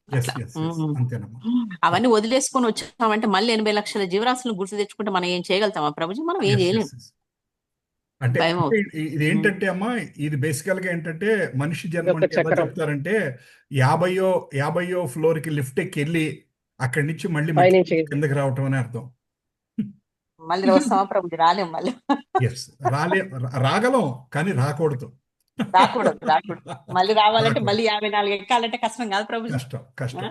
సో మనకి అందుకే కృష్ణుడు ఏం చెప్తున్నాడంటే, మనకి ఐ థింక్ 6th చాప్టర్ లో అన్నట్టుగా గుర్తు నాకు, కృష్ణుడు యోగులు ఎవరైతే ఫైనల్ స్టేజ్కి వెళ్ళలేకపోయారో వాళ్ళకి ఏం చేయంటే నెక్స్ట్ జన్మలో అయితే వాళ్ళు సద్బ్రాహ్మణుల ఇళ్ళలో పుడతారు. అంటే బ్రాహ్మణులు అంటే భక్తుల ఇళ్ళలో పుడతారు, లేదా ఐశ్వర్యవంతమైన వాళ్ళ ఇళ్ళలో పుడతారు అని చెప్తారు అనమాట.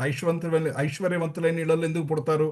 సో దట్ తిండికి గుడ్డకి తపన చెందకుండా పుట్టిన దగ్గర నుంచి చిన్నప్పటి నుంచే భక్తి చేసుకోవచ్చు అని.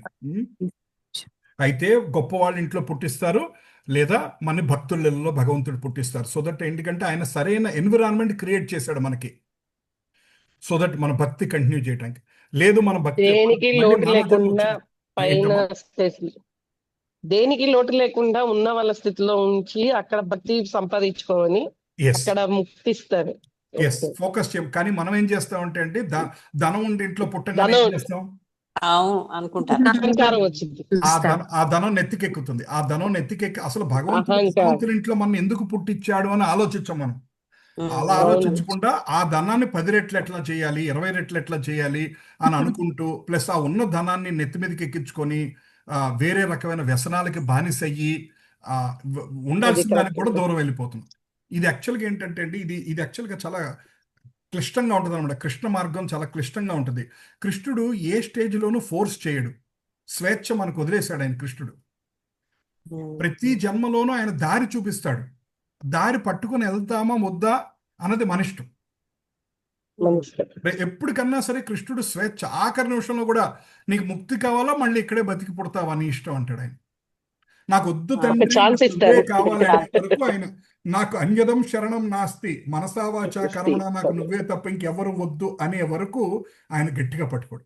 అప్పుడు వరకు కావాల్సినవన్నీ ఇస్తాడు. మన గ్రూప్ లో ఉన్న వాళ్ళు సదుపాయం ఎవరు ఇస్తాడు. వద్దంటారు ప్రభుజీ. మొన్న ఒకళ్ళు ఎవరో చెప్తున్నారు, ఎక్కడో వాళ్ళకి ఎక్కడో ట్రాన్స్ఫర్ అయింది, వేరే దేశం ఎక్కడికో బహ్రెయిన్ ఎక్కడికో ప్రాజెక్ట్ పని మీద వెళ్ళాల్సి వచ్చింది. మీరు నమ్మరు, వాళ్ళ ఇంటి పక్కన కృష్ణ భక్తులు ఉన్నారంట, నిత్యం భాగవతం చదువుకుంటా కూర్చుంటారంట. అంటే వీళ్ళు అక్కడెక్కడికో, వీళ్ళు పాపం బాధపడుతున్నారు, అక్కడెక్కడికో వెళ్ళిపోవాల్సి వస్తుంది ఉద్యోగ రీత్యా అని అనిపోతే, అక్కడెక్కడికో వెళ్ళిపోతే ఆ పక్కింట్లో భాగవతోత్తములు కలిశారు. సో అది అట్లా ఒక అదృష్టమే. ప్రతిదీ అరేంజ్ చేస్తాడు. నేను 2015లో భక్తి అంత లేదు కానీ, బట్ అంటే భగవంతుడు ఇచ్చే అవకాశాల గురించి చెప్తున్నాను. 2015లో నేను ఇండియా వచ్చేసాం. మా అమ్మగారు ఆఖరి కోరిక తీర్చడం కోసం ఆవిడ ఇండియా వచ్చేయమన్నారని ఇంకా మేము ఇండియా వచ్చేసాం. ఇండియా వచ్చేసాక చాలా కొత్తగా అనిపించింది మాకు.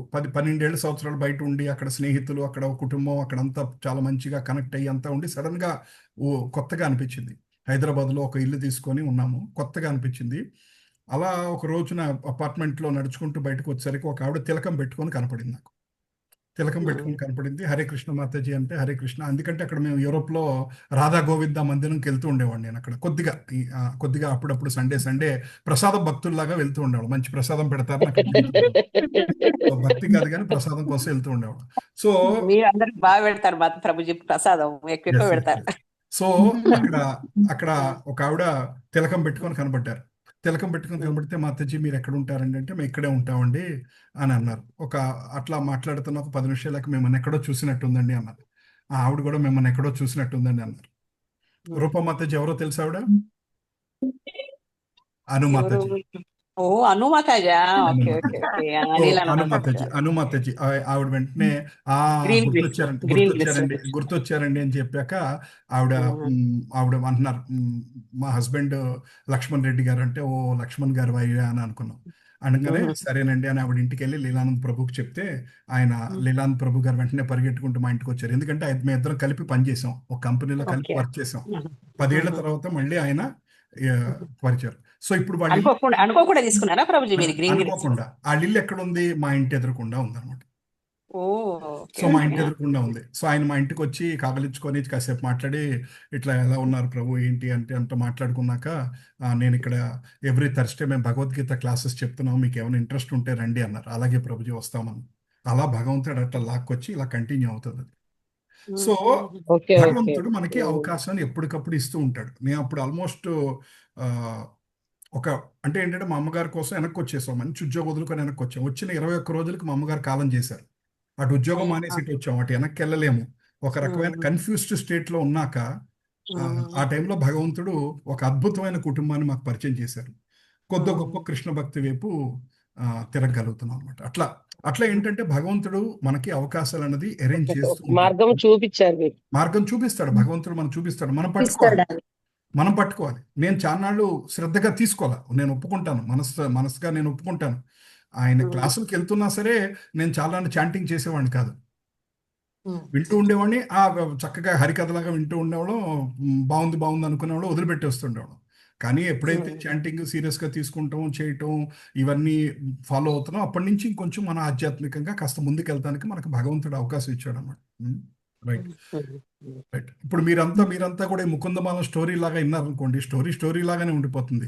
మీరు చాంటింగ్ మాల తీసుకోకపోండి, భాగవతం చదవటం, ఈ పద్ధతులు ఫాలో అవ్వకపోతే ఇది ఒక మంచి అన్నమయ్య సినిమాకి వెళ్ళి వచ్చినట్టుగా బాగుంది అంటారు. నాగార్జున కూడా ఏం చేశాడండి, సినిమా యాక్టర్ నాగార్జున అన్నమయ్య సినిమాలో పరమ భక్తుడిలాగా యాక్ట్ చేశాడు. తర్వాత నెక్స్ట్ సినిమాలో 3 హీరోయిన్తో డాన్స్ చేశాడు. ఏమైనా మార్పు వచ్చిందా అన్నమయ్య సినిమా చేశాక? ఆయనలో ఏమన్నా మార్పు వచ్చిందండి అన్నమయ్య సినిమా చేశాక? నాన్ వెజ్ తింటా మానేశాడా ఆయన అన్నమయ్య సినిమా చేశాక? హీరోయిన్తో డాన్స్ చేయటం మానేశాడా? తాగుడు మానేశాడా? ఏం మానేశాడు? ఏం మానలా. అన్నమయ్య పరమ భక్తుడు, చాలా బాగా చేశాడు, ఒప్పుకుంటా నేను, అద్భుతంగా చేశాడు. అది అంతవరకే, మూవీలో ఆకాశ పాత్ర వరకే ఆయన అట్లా ఉన్నాడు. మనం కూడా ఏంటంటే ఇది వింటూ మనం హరినామ సంకీర్తనం చేసి దృఢ సంకల్పంతో భక్తి వైపు వెళ్ళకపోతే ఇది కూడా కాసేపు ఎంటర్టైన్మెంటే అయిపోతుంది. ఈ క్లాసులు కూడా ఎంటర్టైన్మెంట్ అయిపోతాయి. రైట్. ప్రభుజీ, నాకు ఒక క్వశ్చన్. అడగమ్మా. ప్రభుజీ, నేను అజామిల్ని స్టోరీ నిన్న కొంచెం చదివాను, కొన్ని పేజీలు. అయితే నాకు ప్రభుజీ ఒక క్వశ్చన్. అతడు చనిపోయేటప్పుడు చిన్న కొడుకు నారాయణ అని పిలుస్తాడు. ఆ తర్వాత ప్రభుజీ అతనికి మళ్ళీ జన్మ అంటూ ఉంటుందా లేదా ప్రభుజీ? ఇంకా అక్కడి వరకు చదివాను అంతే, ఇంకా మళ్ళీ ఇంకా నెక్స్ట్ చదవలే ప్రభుజీ. మీరు చదవండి అమ్మా, నేను స్టోరీ చెప్పగలను కానీ మీరు చదవండి. మీరు చదువుతున్నారు కాబట్టి కంటిన్యూ చేయండి. ఓకే ప్రభుజీ, చదవండి Mataji, you will understand more. ఎందుకంటే భాగవతం చదువుతున్నారా? లేదు ప్రభుజీ, మొన్న మేము టెంపుల్ కి వెళ్ళాము సేవకి వెళ్తే అక్కడ ప్రభుజీ బుక్ ఇచ్చారు మాకు. ఓకే చదవండి అమ్మా, మీరు ఆ స్టోరీ చదవండి. అంటే ద్వితీయ అవకాశం పుస్తకం చదువుతున్నారా? లేదు ప్రభుజీ, ఇక్కడ చిన్నది ఇచ్చారు, అందులో ఇంకా మిగతా స్టోరీస్ అన్ని కల్పించారు. ఇది ఇక్కడ వరకే ఉంది, నేను చాలాసేపు చూసాను. మామూలుగా ఇస్కాన్ వాళ్ళది ద్వితీయ అవకాశం, సెకండ్ ఛాన్స్ అనే పుస్తకం ఉంటుంది, అందులో అజామిల్ స్టోరీ నుంచి తీసుకొస్తారన్నమాట. మీరు చదివితే మీకు పూర్తిగా అర్థం కాకపోతే నేను ఎక్స్ప్లెయిన్ చేస్తాను. ఎందుకంటే మీరు చదివే దాన్ని ఏంటంటే సినిమా సస్పెన్స్ బ్రేక్ చేసినట్టుగా ఉండకూడదు కదా. మీరు సినిమాకి వెళ్ళి ఇప్పుడు సినిమాకి వెళ్తే వెంటనే విలన్ ఎవరో తెలుసా అని చెప్పేశారు అనుకోండి, మామూలుగా 2 గంటల 20 నిమిషాలు చూస్తే గానీ విలన్ ఎవరో అర్థం కాదు కొన్ని సినిమాల్లో. హరే కృష్ణ. ఇదొక బ్యూటిఫుల్ శ్లోకం అండి. శ్రీల ప్రభుపాద్ గారు ఈ శ్లోకాన్ని కొన్ని వేల సార్లు ఈ పాటని ఆయన పద్యంగా పాడేవారు. కృష్ణాత్వదీయ పద పంకజ పంజరాంతం ఆద్వైవ మే విశతు మానసరాజహంస ప్రాణ ప్రయాణ సమయే కపవాత పిత్తై కంఠావరోదన విదౌ స్మరణం కుటస్థే. కృష్ణాత్వదీయ పద పంకజ పంజరాంతం కృష్ణాత్వదీయ పద పంకజ పంజరాంతం ఆద్వైవ మే విశతు మానస రాజహంస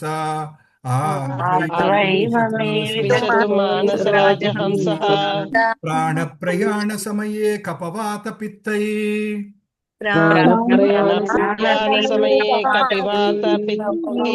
కంఠావరోదన విదౌ స్మరణం కుటస్థే.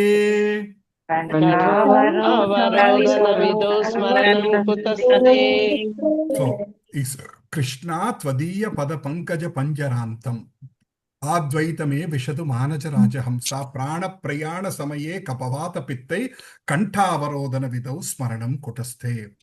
సో మీలో కొంతమంది హరే కృష్ణ మహామంత్రం కొన్నాళ్ళ నుంచి చేస్తున్నారు కదండి, 4 రౌండ్లో 10 రౌండ్లో 16 చేస్తున్నారు కదా.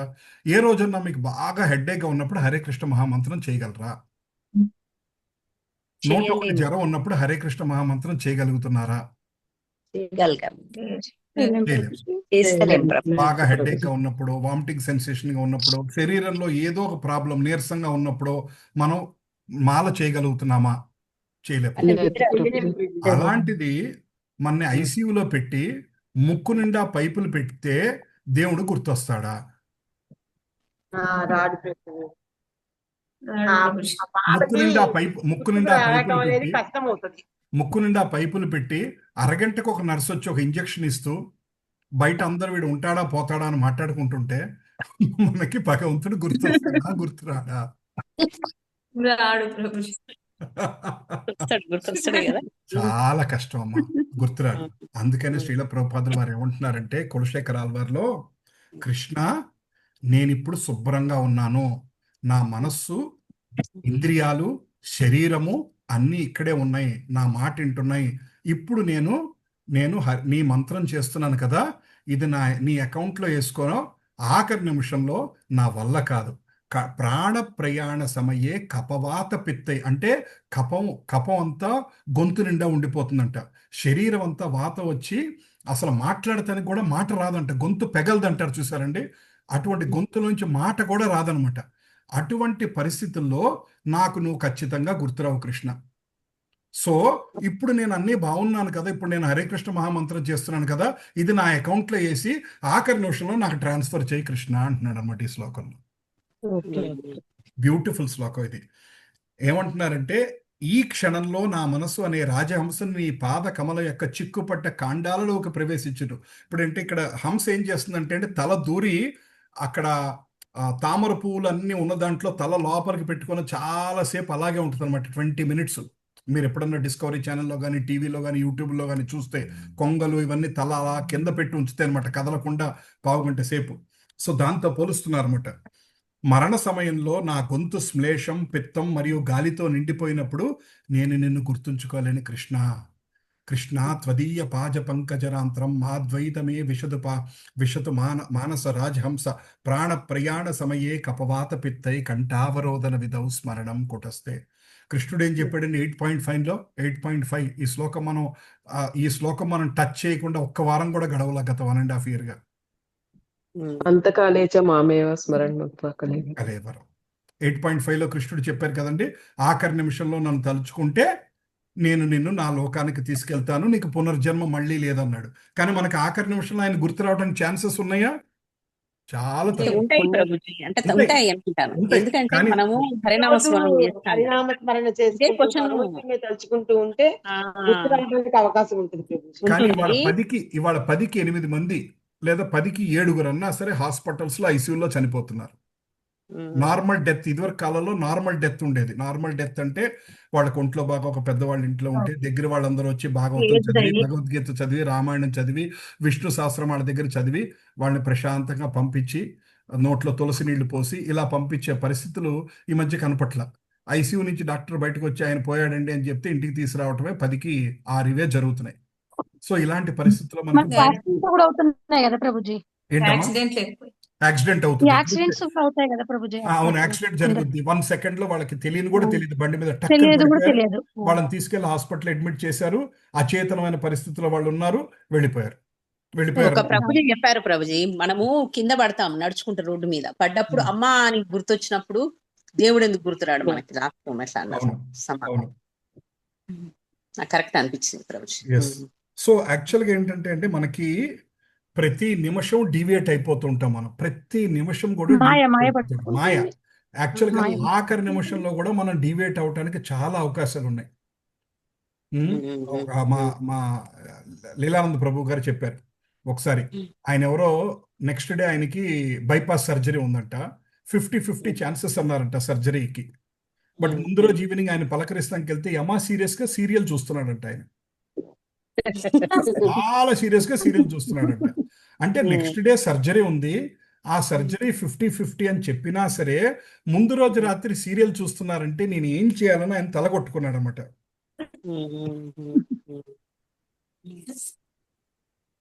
తెల్లారి సీరియల్ చూడొచ్చు చూడొద్దు అని ఇప్పుడే చూస్తారు. అంతే, మళ్ళీ సీరియల్ ఏమైపోతుందో సస్పెన్స్ తెలియకుండానే పోతాను అని. అయినా బాధ ఏంటంటే ఆయన అది దాని గురించి ఆలోచిస్తున్నాడు కానీ ఆ బైపాస్ సర్జరీ గురించి ఆలోచించట్లేదు. ఉమ్. తర్వాత ఏంటిదని ఆలోచిస్తలేదు కావచ్చు కదా మాతాజీ. అంటే ఇప్పుడు రేపు అది నా పరిస్థితి ఏంటి, ఒకవేళ నేను రేపు కనుక చనిపోవాల్సి వస్తే నా పరిస్థితి ఏంటి, సో అప్పుడు నేను ఏం చేయాలి, ఓకే ఇప్పుడు నాకున్నది ఇన్ని గంటల సమయం ఉంది, ఈ సమయాన్ని దేవుడి గురించి ఆలోచిస్తే ఆ, ఓకే అన్నది ఆలోచనే లేదు. ఆయనకి లేదు. అంటే లేదు భక్తుల సాంగత్యంలో ఉంటేనే అలాంటి ఆలోచనలు వస్తాయి అని ఎగ్జాక్ట్లీ కూడా. మాతాజీ, మీరు కరెక్ట్ పాయింట్ పట్టుకున్నారు. మామూలు వాళ్ళకి ఇలాంటి ఆలోచనలు రావు, మనం చెప్పినా రాదు, భక్తుల సాంగత్యంలో ఉండి. అందుకని ఏమంటున్నారంటే, ఈ శ్లోకం ఎందుకు చెప్తున్నారంటే ఆయన లైఫ్ లాంగ్ మనం ప్రాక్టీస్ చేసి, మనం చాలాసార్లు అనుకున్నాం entire life is a preparation, death is the examination. మన జీవితం అంతా ఒక ప్రిపరేషన్, చావు అన్నది ఫైనల్ ఎగ్జామ్. ఎలా అయితే ఓ 10th క్లాస్ స్టూడెంట్కి సంవత్సరం అంతా చదివాక ఫైనల్ పేపర్ ఇస్తారో, లేదా ఒక ఐఐటి స్టూడెంట్కి ఇప్పుడు 8th క్లాస్ నుంచి చదువుతున్నారు, 8th 9th 10th 11th 12th 5 ఏళ్ల పాటు ప్రిపేర్ అయ్యాక ఫైనల్గా వాళ్ళకి 3 గంటల పేపర్ ఇచ్చి ఆ పేపర్ బట్టి నువ్వు ఐఐటిలో సెలెక్టెడా కాదని నిర్ణయిస్తున్నారు. 5 ఏళ్ల పాటు రాత్రి మగళ్ళు ఆడితో పాటు వాళ్ళ అమ్మా నాన్న కూడా చదువుతున్నారు. సో అటువంటి పరిస్థితి అలాంటిది. ఇది మన జీవితం అంతా ప్రిపరేషను. ఆఖరి నిమిషం భగవంతుడు మనకి ఎగ్జామ్ పెడుతున్నాడు. ఆ ఎగ్జామ్లో పాస్ అవుతావా లేదా అన్నది ఎలా తెలుస్తుంది, నీ ప్రిపరేషన్ బట్టి ఆధారపడి ఉంటుంది. రైట్. సో రోజుల్లో ప్రభుజీ, వెనకటి రోజుల్లో ప్రభుజీ ప్రతి ఒక్కళ్ళు వెనకటి వాళ్ళు కూర్చున్నా నుంచున్నా ఏదన్నా పని చేస్తున్నా కృష్ణ కృష్ణ అనుకుంటూనే చేసేవాళ్ళు ప్రభుజీ. ఎస్, ఇప్పుడు ఇంకా ఈ కాలంలో కొంచెం మారిపోయింది కానీ ఇదివరకు రామచంద్ర అనేది ఊరికనే వచ్చేది, అయ్యో రామచంద్ర అట్లా అనుకుంటూ ఉండేవాడు. అది ఏంటంటే దేవుణ్ణి పలకటం అన్నది. ఇంకా నార్త్ ఇండియాలో అయితే, ఇంకా సౌత్ ఇండియాలో ఇట్లా కృష్ణ అనుకోవటం రామచంద్ర అనుకోవటం. నార్త్ ఇండియాలో అయితే పాటలు పాడుకుంటూ ఉంటారు, దేవుడి పాటలు ఇంట్లోకి తీసుకొచ్చి పాడుతూ ఉంటారు.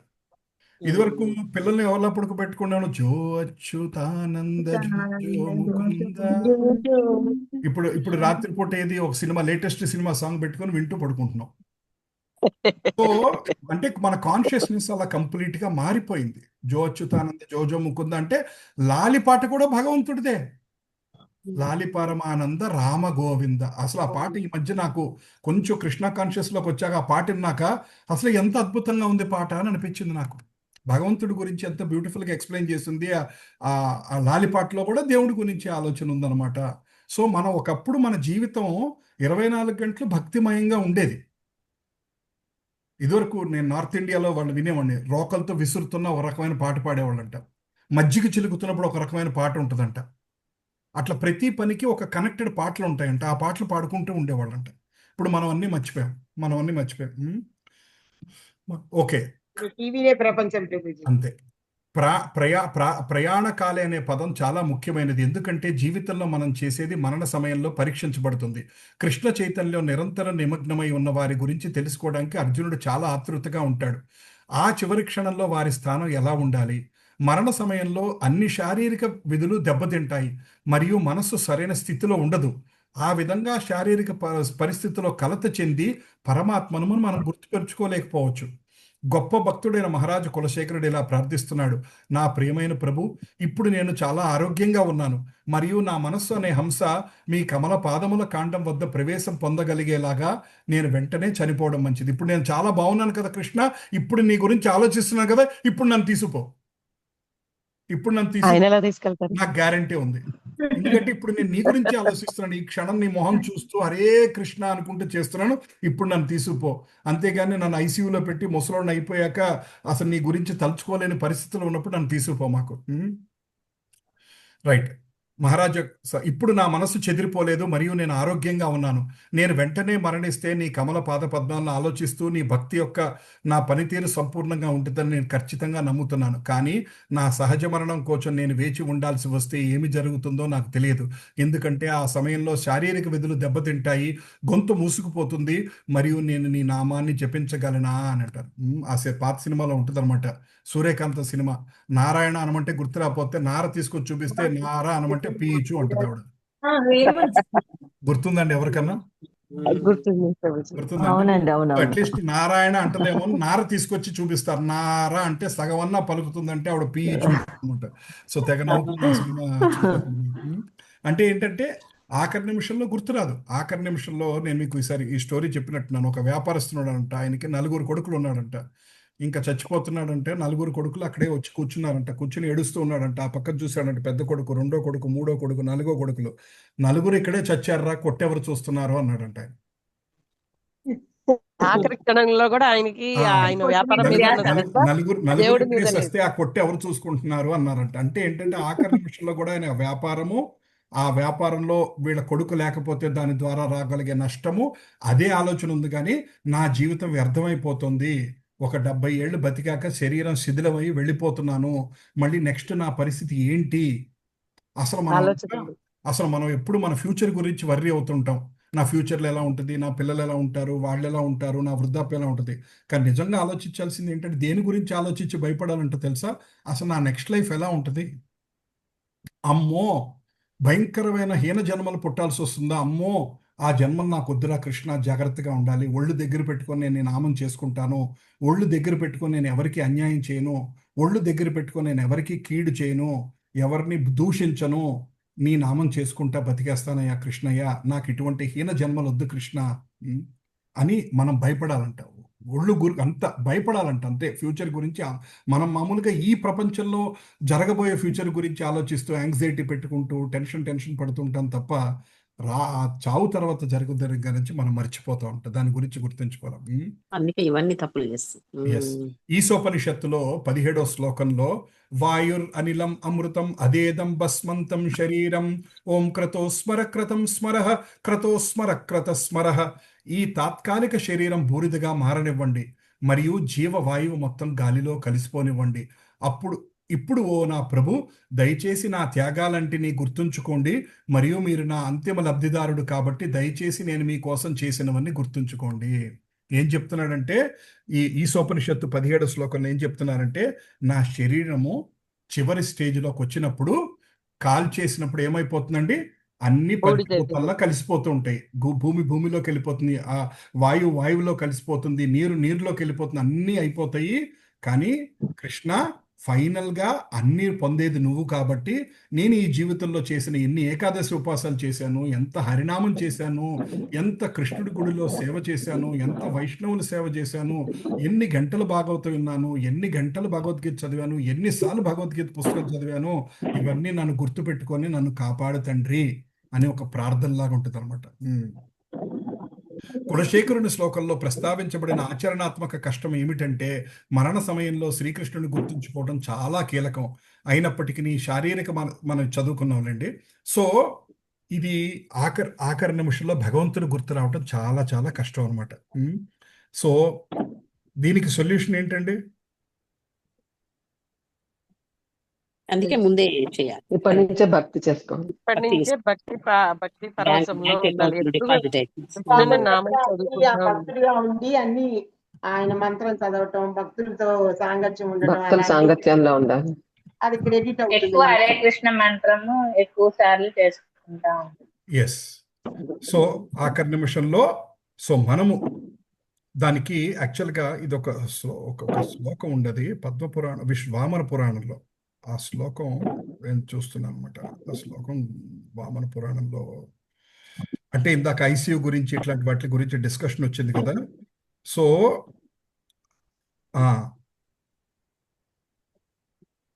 ఒక్క నిమిషం ఎదుగుతున్నాను. యది వాతాది దోషేన మద్భక్తో మాం న స్మరేత్ అహం స్మరామి మద్భక్త నయామి పరమం గతిం. నాకు చాలా ఇష్టమైన శ్లోకం ఇది. యది వాతాది దోషేన మద్భక్త. కృష్ణుడు ఏమన్నాడు 8.5లో, ఆఖరి నిమిషంలో నన్ను తలుచుకుంటే తీసుకెళ్తా అన్నాడు. కానీ ఆఖరి నిమిషంలో నేను తలుచుకోలేని పరిస్థితిలో ఉంటే, ఆఖరి నిమిషంలో నాకు ఆ భయంతో టెన్షన్తో ఉండి చచ్చిపోతున్నా అన్న భయం వచ్చి, నర్సులు, ఇంజక్షన్లు, మనుషులు, అదంతా ఐసీయూలు, ఆ టెన్షన్తో చూసి ఇంకొక 10 రోజులాగా పోవాల్సింది ఇప్పుడే పోయేంత పరిస్థితి, అంత టెన్షన్ పెరిగితే ఏమంటున్నాడంటే, యది వాతాది దోషేన మద్భక్తో మాంన స్మరేత్. ఒకవేళ భయంతో అటువంటి పరిస్థితుల్లో నన్ను తలుచుకోలేకపోతే, అహం స్మరామి మద్భక్త నయామి పరమం గతిం. నా భక్తుల్ని నేను తలుచుకుంటాను. ఎవరైతే ఆఖరి నిమిషంలో నన్ను తలుచుకోవటం కుదరలేదో అటువంటి వాడిని నేను తలుచుకొని నా దగ్గరికి తీసుకెళ్తాను అని అన్నారు అన్నమాట వామన పురాణం. ఇదో బ్యూటిఫుల్ శ్లోకం అనమాట.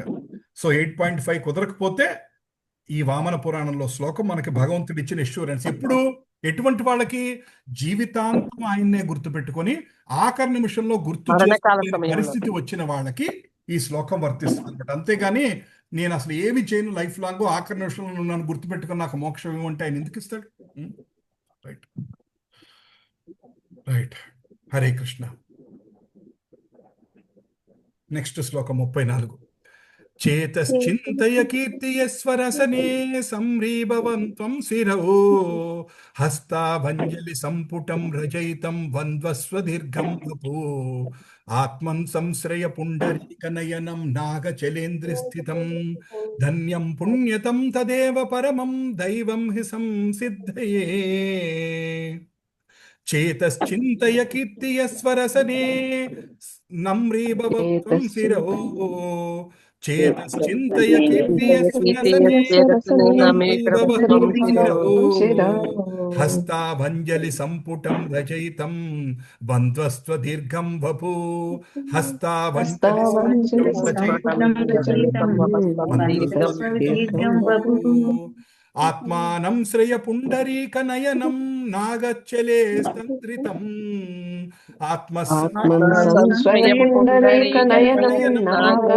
నాగాచలేంద్రితం ధన్యం పుణ్యతం తదేవ పరమం దైవం హి సత్సిద్ధయే. ధన్యం పుణ్యతం తదేవ పరమం దైవం హి సత్సిద్ధయే. సో 34వ శ్లోకంలో ఏం చెప్తున్నారంటే భగవంతుడు ఇవాళ గట్టిగా 4 శ్లోకాలే కదండి, ఆశ్చర్యంగా ఉంది. ఓ మనసా, అనంత అనే పర్వతం వంటి పాముపై ఆశ్రయించిన తామర కన్నుల భగవంతుని గురించి ఆలోచించండి. ఓ నాలుక, ఆయనను కీర్తించు. ఓ తల, ఆయనకి నమస్కరించు. ఓ చేతుల, ఆయన భగవత్ సేవకు ఉపయోగించు. ఓ శరీరమా, ఆయనకి ప్రణామాలు సమర్పించు. ఓ హృదయమా, ఆ భగవంతుని ఆశ్రయించు. ఓ పరమాత్మ, అత్యున్నత దైవమా, ఆయన మాత్రమే సర్వసిద్ధుడు. ఆయన మాత్రమే మనని శుద్ధి చేసేవాడు. ఆయన మాత్రమే మన మోక్షాన్ని ప్రసాదించేవాడు. చేతశ్చింతయ కీర్తియ సరసనే నమ్రీభవత్వం శిరౌ అంటే ఒక్కొక్క శరీర భాగానికి చెప్తున్నారన్నమాట. ఓ శిరస, భగవంతుని పాదాల మీద పడు. ఓ మనస, ఎప్పుడు ఆయన గురించి ఆలోచించు. ఓ కళ్ళు, ఎప్పుడు ఆయనే చూస్తుండు. ఓ పాదాలు, ఆయన దగ్గరికి వెళుతూ ఉండు. మనం ఇంతకుముందు ఒక శ్లోకం కూడా చదువుకున్నాం. కమలాక్షు నర్చించు కరములు కరములు అన్నట్టుగా ఆలెంప ఈలెంప వాయించిన శ్లోకం అనమాట. మిగతావన్నీ వేస్ట్ అన్నట్టుగా అంటారు కదా. సో అట్లా ఈ శరీరం ఇచ్చిందంతా ఆయన కోసమే ఉపయోగించాలి. మిగతా వాటిని కూడా కోసం ఉపయోగిస్తాం, కానీ ఎంత ఎక్కువ ఆయన కోసం ఉపయోగిస్తే మనకి అంత భక్తి ఉన్నట్టు, అంత భగవంతుని దగ్గరికి మనకు వెళతానికి అవకాశం ఉన్నట్టుగా ఈ శ్లోకంలో చెప్తున్నాను. పరమం ధన్యం పుణ్యతమం తదేవ పరమం దైవం హి సత్సిద్ధయే. ఆయనే మనకి అన్ని చేయగలిగింది ఆయనే. సో ఆయన గురించి మనం ఎక్కువ సేవ చేయగలగాలి. ఈ శ్లోకం ఒకరి స్వేచ్ఛా సంకల్పానికి పిలుపు. ఇందాక మనం చెప్పే కదండి, భగవంతుడు స్వేచ్ఛ ఎప్పుడు ఇస్తాడని. దేవుడు ఇచ్చిన సామర్థ్యాలను దుర్వినియోగం చేయకుండా వాటిని భగవంతుని సేవ మరియు ఆరాధనలో నిమగ్నం చేయమని ఇది ఒకరి సొంత స్వభావానికి ప్రార్థన. కృష్ణుడు సర్వోన్నతంగా స్వతంత్రుడు మరియు మనం ఆయనలో భాగం కాబట్టి మనకు కూడా స్వల్ప స్వేచ్ఛ సంకల్పం ఉంది. కాబట్టి అన్ని ముఖ్యమైన నిర్ణయం మన చేతుల్లోనే ఉంటుంది. ప్రభుపాదులు వారు చెప్పినట్టుగా మనిషి తన స్వంత అదృష్టానికి నిర్మాత. A man is a person who made his destiny అన్నట్టు. కులశేఖర రాజు ప్రార్థన వినడం వల్ల మన స్వేచ్ఛా సంకల్పానికి సరిగ్గా ఉపయోగించుకునేలాగా ప్రేరేపిస్తుంది. యాక్చువల్గా ఈ జీవితం మనకి నచ్చినట్టుగా ఉండొచ్చు. మనకి నచ్చినట్టుగా భగవంతుడు అవకాశం ఇచ్చాడు. భగవంతుని గురించి తలుచుకోవచ్చు, మన ఇష్టం వచ్చినట్టు మనం ఉండొచ్చు. కళ్ళు మన ఇష్టం వచ్చినట్టు చేయొచ్చు, దేవుడి స్వరూపం చూడొచ్చు. మనస్సుని ఇష్టం వచ్చిన ఇంద్రియాల మీద పరిగెత్తించవచ్చు. ఆ ఇంద్రియాలను నియంత్రించగలిగిన హృషికేన సేవయ్య అన్నట్టు ఆ స్వామి వైపు మనం తిప్పగలచ్చు. ఇవన్నీ భగవంతుడు మనకిచ్చే చాయిస్. ఆ చాయిస్ ఉపయోగించుకుంటే మన జీవితాన్ని మనం ఉద్ధరించుకున్నట్టు. ఆ చాయిస్ మనం ఉపయోగించుకోలేకపోతే వేస్ట్ అని మనకి శాస్త్రం చెప్తున్నారు అనమాట. చేతశ్చింతయ కీర్తియ సరసనే నమ్రీభవత్వం శిరౌ. నెక్స్ట్, శృణ్వజ్జనార్దన కదా గుణకీర్తనాని దేహేన యస్య పులకోద్గమరోమరాజీ నోత్యత్పతే నయనయోర్విమలాంబుమాల దిక్తతస్య జీవిత పురుషాధమస్య శృణ్వన్ జనార్దన కదా గుణకీర్తనాని శృణ్వన్ జనార్దన కదా గుణకీర్తనాని దేహేన యస్య పులకోద్గమరోమరాజీ దేహేన యస్య పులకద్గమరోమరాజీ నోత్యత్పతే నయనయోర్విమలాంబుమాల నోత్యత్పతే నయనయోర్విమలాంబుమాల దిక్తతస్య జీవితమహో పురుషాదమస్య దిక్తతస్య పురుషాదమస్య. ఈ శ్లోకం ఏం చెప్తుందంటే అండి, శృణ్వ జనార్దన కథా గుణకీర్తనాని. భగవంతుడు జనార్దనుడు అంటే జనాలందరికీ ముఖ్యమైనది జనార్దనుడు. ఆ జనార్దనుడు యొక్క గుణం కీర్తనం, నామ గుణ కీర్తన యొక్క వింటుంటే దేహేన యస్య పులకోద్గరోమరాజీ అంటే ఈ శరీరంలో పులకరింపు రావట్లేదేంటి? కృష్ణుడి గురించి చెప్తుంటే పులకరింపు రావట్లేదు నాకు ఈ జీవితంలో. వెంట్రుకలు నిక్కపడుచుకోవట్లేదు, కళ్ళమ్మడ బాష్పాంజలి రావట్లేదు నాకు. జనార్దన భగవాను లీలలు మరియు మహిమాన్వితమైన గుణాల వర్ణనలు విన్నప్పటికీ తన శరీర వెంట్రుకల్లో ఆనందంతో నిండకుండా, తన కళ్ళు స్వచ్ఛమైన ప్రేమతో కన్నీళ్లతో నిండిపోకుండా ఉంటే ఆ వ్యక్తి అత్యంత దిగజారిన మూర్ఖుడు. నా గురించే చెప్తున్నారు కులశేఖర ఆళ్వార్ గారు. ఇతను ఎంతకు నిందకు గురైనా జీవితాన్ని గడుపుతున్నాడు. భగవంతుడి గురించి చెప్తుంటే కళ్ళమ్మ నీళ్ళు రావట్లేదండి, వెంట్రుకలు నిక్కపుడుచుకోవట్లేదు. మన జీవితం అలా అయిపోయింది. ఆయన చెప్తున్నాడు, అటువంటి వాళ్ళు అత్యంత జగజారిన మూర్ఖులంట. అంటే ఇది ఎందుకంటే కులశేఖర ఆళ్వారు పిహెచ్డి స్టాండర్డ్ లో ఉన్నాడు కదండి భక్తిలో. ఆయన ఆ స్టాండర్డ్ లోనే మాట్లాడతాడు. మనం అందరం ఎల్కేజీలో ఉన్నాం భక్తిలో, నర్సరీ. మనం అందరం ఇప్పుడిప్పుడే అడుగులు నేర్చుకుంటాం భక్తి అంటే ఏంటి అని. మనం ఇప్పుడిప్పుడే ఎల్కేజీలో ఉన్నాం. ఆయన పిహెచ్డి లెవెల్లో మాట్లాడుతున్నాడు. సో మనకి ఆ పిహెచ్డి లెవెల్ లెక్కలు అర్థం కాదు కదండి. ఎల్కేజీ వాళ్ళు ఏం చేస్తారు, 1+1=2 అంటారు. ఒక పెద్ద కాంప్లికేటెడ్ ప్రాబ్లం ఇస్తే పిహెచ్డి లెవెల్ ప్రాబ్లం మనం చేయలేం కదా. సో ఆయన ఆ స్టేజ్లో ఉండి మాట్లాడుతున్నాడు. ఎవరికైతే భగవంతుడు నామం వింటే కళ్ళమండి నీళ్లు రావో, వెంట్రుకలు నిక్కపడుచుకోవో, అటువంటి వాళ్ళ జన్మ వేస్ట్ అంటున్నాడు అనమాట ఆయన. సో దాన్ని మనం చూసుకొని మనకి ఎట్లాగో రావట్లేదు కదా, రేపటి నుంచి మానేద్దాం ఈ హరే కృష్ణ మహామంత్రం అని ఆ ప్రభుజీ చెప్తున్నారు 1 year నుంచి చేస్తున్నాం, ఇంతవరకు ఒక్కసారి కూడా కళ్ళమని నీళ్ళు రాలేదు. నేను ఒకసారి అలా అనుకోలేండి ప్రభుజీ, నామం చేసేవాళ్ళు. నేను ఒకసారి చాంటింగ్ చేసుకుంటుంటే ఒక ఆవిడ, మా పాత అపార్ట్మెంట్ లో ఉన్నప్పుడు ఒక ఆవిడ నన్ను కనపడ్డారు అనమాట. ఏమండి మీ కృష్ణుడు కనపడతాడండి అన్నారు. అంటే పాపం ఆవిడ అమాయకంగా అడిగారులేండి. నేను అన్నాను కనపడరండి అన్నాను. మరి మీరు రోజు నామం చేస్తూ చూస్తున్నాను కదండి, నేను ఇంకా మీ కృష్ణుడు కనపడతారేమో అనుకున్నానండి అంటే, అప్పుడు నాకు ఏం చెప్పాలో నాకు అర్థం కాలేదు. నాకు ఇంకా చాలా టైం పడుతుందండి కృష్ణుడు కనపడటానికి అన్నాను అనమాట. ఆయన అక్కడితో వదిలేశాను, ఇంకా దాని గురించి ఏం డిస్కషన్ పెడతామని. సో పాయింట్ ఏంటంటే మనం ఓపికతో ఉండాలి. రిజల్ట్ వెంటనే రాదు. ఇప్పుడు మన జీవితమే తీసుకోండి, అన్ని రిజల్ట్స్ వెంటనే వస్తున్నాయా? చాలా వెయిట్ చేస్తున్నాం. కొన్నిటి కోసం 10 ఏళ్ళు 20 ఏళ్ళు వెయిట్ చేసినవి కూడా ఉన్నాయి. ఎస్పెషల్లీ ఇదివరకు రోజుల్లో ఒక ఇల్లు కట్టుకోవాలంటే 10 ఏళ్ళు 20 ఏళ్ళు వెయిట్ చేసిన వాళ్ళు కూడా ఉన్నారు. సొంత ఇల్లు కావాలని రిటైర్ అయ్యే ముందు సొంత ఇల్లు వచ్చి అమ్మయ్య అనుకున్న వాళ్ళు కూడా, అంటే 30-40 ఏళ్ళు ఇల్లు కోసం వెయిట్ చేసిన వాళ్ళు ఉన్నారు. ఇప్పుడు ఈఎంఐలు వచ్చేసేసి రాత్రి ఇళ్ళు వస్తున్నాయి, రాత్రి కార్లు వచ్చేస్తున్నాయి.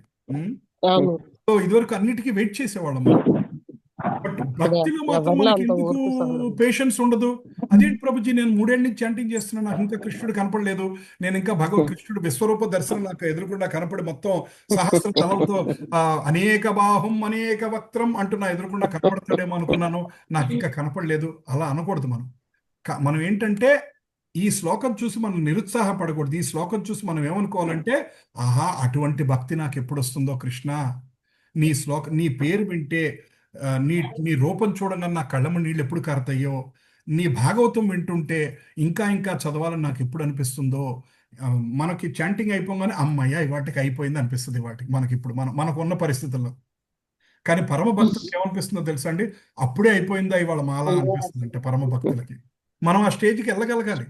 ఆ స్టేజ్కి వెళ్ళగలగాలని మనం భగవంతుడిని ప్రార్థించాలి. రైట్. సో భాగవతంలో శ్లోకం ఉంది, ఇది మొన్న కూడా మాట్లాడుకున్నాం. తదస్మాసారం హృదయం భతేదం యత్ గ్రాహ్యమానైర్హరినామధేయై న విక్రియాతాతో యథా వికారో నేత్రే జలం గాత్ర రుహేషు హర్షః. ఈ హృదయం ఉక్కు చట్రంతో ఉంటుంది. ఎందుకంటే ఏకాగ్రతతో భగవంతుని పవిత్ర నామానికి జపిస్తున్నప్పటికీ ఏం మార్పు రావట్లేదు, పారవస్యం రావట్లేదు, కళ్ళల్లో నీళ్లు రావట్లేదు, వెంట్రుకలు నిక్కడ పొడుచుకోవట్లేదు, గొంతు గద్గదం అవ్వట్లేదు. నాకే మార్పు రావట్లేదు, ఈ హృదయం పాషాణం అయిపోయినట్టుంది, ఈ హృదయం స్టీల్ అయిపోయినట్టుందని అంటూ ఉంటాం. ఇది భాగవతంలో ఒక శ్లోకం అనమాట. నెక్స్ట్ శ్లోకం. అందస్య హే హృత వికేక మహాధనస్య చౌరై ప్రభో బలిభిర్హినింద్రియ నామధేయై మోహాంధకూపకుహరే వినిపాతి తస్య దేవేశ దేహి కృపణస్య కరపలంబం. అందస్య మే హృత వివేక మహాధనస్య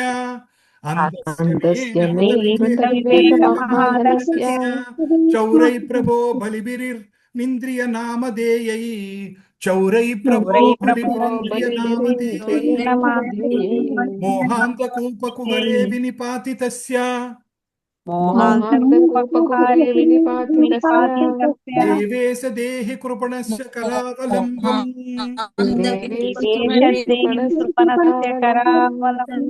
అందస్యేహే హృత వికేక మహాధనస్య చౌరై ప్రభో బలిభిర్హి ఇంద్రియ నామధేయై మోహాంధకూపకుహరే వినిపాతి తస్య దేవేశ దేహి కృపణస్య కరావలంబం.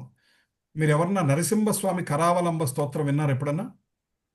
విన్నాం ప్రభు. విన్నారు కదా, చాలా బ్యూటిఫుల్ గా ఉంటుంది. నాకెందుకో ఈ కరావలంబం అనగానే గుర్తొచ్చింది అనమాట. వినే ఉంటారు, రైట్. ఓ ప్రభు, నా ఇంద్రియాలైన శక్తివంతమైన దొంగలు నా అత్యంత విలువైన ఆస్తిని, నా వివక్షను దొంగిలించడం ద్వారా నన్ను అంధుణ్ణి చేశాయి. మరియు వారు నన్ను మాయ అనే చీకటి బావిలో చివరికి విసిరేశారు. ఓ ప్రభు, దయచేసి నీ చేయి చాచి ఈ దౌర్భాగ్య ఆత్మను రక్షించు. ఎంత బ్యూటిఫుల్ శ్లోకం అండి. నా ఇంద్రియాలనే దొంగలు, నా ఇంద్రియాలు నన్ను, నా విలువైన ఆస్తిని, ఏంటి నా విలువైన ఆస్తి ఏంటి? వివక్ష అంటే డిస్క్రిమినేటరీ పవర్. ఏది మంచి ఏది చెడు, ఇది చెయ్యొచ్చా ఇది చేయకూడదా, ఇది కరెక్టా ఇది కాదా అన్న ఆ డిస్క్రిమినేటరీ శక్తిని, ఆ వివక్షతను లాగేసుకున్నాయంట. నా ఇంద్రియాలు లాగేసుకున్నాయి, దొంగలన్న ఇంద్రియాలు లాగేసుకున్నాయి. ఈ దొంగలన్న ఇంద్రియాలు లాగేసుకోవటం మూలాన ఏమైందండి? నన్ను అంధుణ్ణి చేసేసి ఒక చీకటి బావిలోకి విసిరేశాయి. ఆ చీకటి బావిలోకి విసిరేశాక నన్ను ఎవరు బయటికి కాపాడతారు? దేవేశ దేహి కృపణస్య కరావలంబం. స్వామి కరావలంబం, నీ చెయ్యి ఇచ్చి కృపతో, దేవేశ దేహి, స్వామి నేను నిన్ను అడుగుతున్నాను, నీ చేతితోటి నాకు చెయ్యి ఇచ్చి ఈ లోతైన బావిలోంచి నన్ను బయటికి లాగు, కృపణస్య, కృపతోటి నన్ను బయటికి లాగు తండ్రి అంటున్నాను అనమాట. అంటే అధోగతిలోకి వెళ్ళిపోతున్నాను నేను, నన్ను నువ్వు బయటికి లాగాలి అని అంటున్నారు అనమాట. కృష్ణుడి సేవలో తన అన్ని సామర్థ్యాలను ఎలా ఉపయోగించాలో మహారాజా అంబరీషు ఉదహరించాడు. ఆయన తన మనస్సును భగవంతుని పాదపద్మాలను ధ్యానించడంలో, తన మాటలతో భగవంతుని దివ్య గుణాలను కీర్తించడంలో, తన చేతులతో భగవంతుని ఆలయాన్ని శుభ్రపరచడంలో, తన చెవులతో భగవంతుని లీలను వినడంలో, తన కళ్ళతో భగవంతుని దివ్య రూపాలను చూడటంలో, తన శరీరాన్ని భగవంతుని భక్తుల శరీరాలను ఆలింగనం చేసుకోవడంలో, తన నాలుకతో భగవంతునికి అర్పించబడిన, తన ముక్కుతో భగవంతునికి అర్పించబడిన పువ్వులను వాసన చూడటంలో, తన కాళ్లతో భగవంతునికి తన, ఐ థింక్ ట్రాన్స్లేషన్లో కొంచెం రాంగ్ వెళ్ళిపోయింది ఇంగ్లీష్ టు తెలుగు. సో తన ముక్కుతో భగవంతునికి సమర్పించిన, తన ముక్కుతో భగవంతునికి సంబంధించిన తులసిని వాసన చూడటం ద్వారా, తన కాళ్లతో భగవంతుని యొక్క గుడికి వెళ్ళటం ద్వారా, తన శరీరంతో తలతో భగవంతునికి వినయంగా ప్రణామాలు అర్పించడం ద్వారా తన కోరికలను, భగవంతుని కోరికలను నెరవేర్చడంలో నిమగ్నం చేశాడనమాట. అంటే అంబరీష్ మహారాజ్ ఏం చెప్తున్నాడంటే, మన శరీరాన్ని ఎలా వాడుకోవాలో ఎగ్జాంపుల్ చెప్తున్నాడు అనమాట. మనం అన్నిటికీ వాడుతున్నాం కానీ దీనికి వాడట్ల. మన తలని భగవంతుని పాదాలకి నమస్కరించడానికి, మన నాలుకను భగవంతుని నామం చేయటానికి, మన చెవులను భగవంతుని యొక్క గుణకీర్తి విధానాలను శ్రవణం చేయటానికి, మన ముక్కును భగవంతునికి పాదాలకు సమర్పించిన తులసి చూడటానికి, ఇలా మనం కనుక మన కాళ్ళని భగవంతుని టెంపుల్కి వెళ్ళటానికి, మన చేతులతో భగవంతుని యొక్క టెంపుల్ చేయటానికి, మాలలు కడటానికి, భగవంతుని యొక్క అనేక సేవలు చేయటానికి, మన లక్ష్మి, మనకి భగవంతుడు మనకి మంచి ధనవంతుని ఇంట్లో పుట్టించాడు అనుకోండి, ఆ లక్ష్మిని ఏం చేయాలి? నారాయణ దగ్గర తీసుకెళ్ళాలి. లక్ష్మిని నారాయణ దగ్గర తీసుకెళ్తామంటే అర్థం ఏంటండి? మంచి కార్యక్రమం కోసం ఖర్చు పెట్టాలి. ఒక టెంపుల్ కడుతుంటే దానికి దానం చేయొచ్చు, భాగవతం డిస్ట్రిబ్యూషన్కి దానం చేయొచ్చు, కొంతమందికి భగవద్గీతలు పంచొచ్చు, అన్నదానానికి ఇవ్వచ్చు. ఇలా నీకున్న ధనాన్ని మంచిగా ఉపయోగించవచ్చు. మన ధనాన్ని మనం ఎందుకు ఎప్పుడు మనం ఏం చేస్తాం? ఎంతసేపు చాలా చీరలు, నగలు, ఇళ్ళు, మనకు కావాల్సినవి కొనుక్కోవటం కోసమే మన ధనాన్ని ఎక్కువ మన కోసం, మన ఆనందం కోసం, మన పిల్లలు, నా కోసమే మనం ఖర్చు పెట్టుకుంటాం. అందులో స్వామి ఆనందం కోసం ఎంత ఖర్చు పెడుతున్నాం? 5%, 10%, 20%? అమ్మో 20% కష్టం స్వామి, నేను నీకు ఇవ్వలేను. సో 10% ఇస్తావా? అమ్మో నా వల్ల కాదు స్వామి. సరే కనీసం 1% అన్న ఇస్తున్నావా? చూద్దాంలే కృష్ణ, ఓ 1% ఇస్తాలే నీకు. సో లక్ష్మిని నారాయణుడి గురించి, నారాయణ సేవకి కైంకర్యం చేయటం అంటే మనకి భగవంతుడు ఇచ్చిన ఐశ్వర్యాన్ని, శక్తిని, తెలివితేటల్ని, వాక్కుని, ఇవన్నీ భగవంతుని సేవ కోసం. నీకు భగవంతుడు బాగా మాట్లాడుతూ అనే శక్తిని ఇచ్చాడు అనుకోండి, నలుగురికి భగవద్గీత చెప్పండి. మీకు భగవంతుడు చక్కటి వాయిస్ ఇచ్చాడు అనుకోండి, స్వామి కీర్తనలు పాడుకోవటానికి.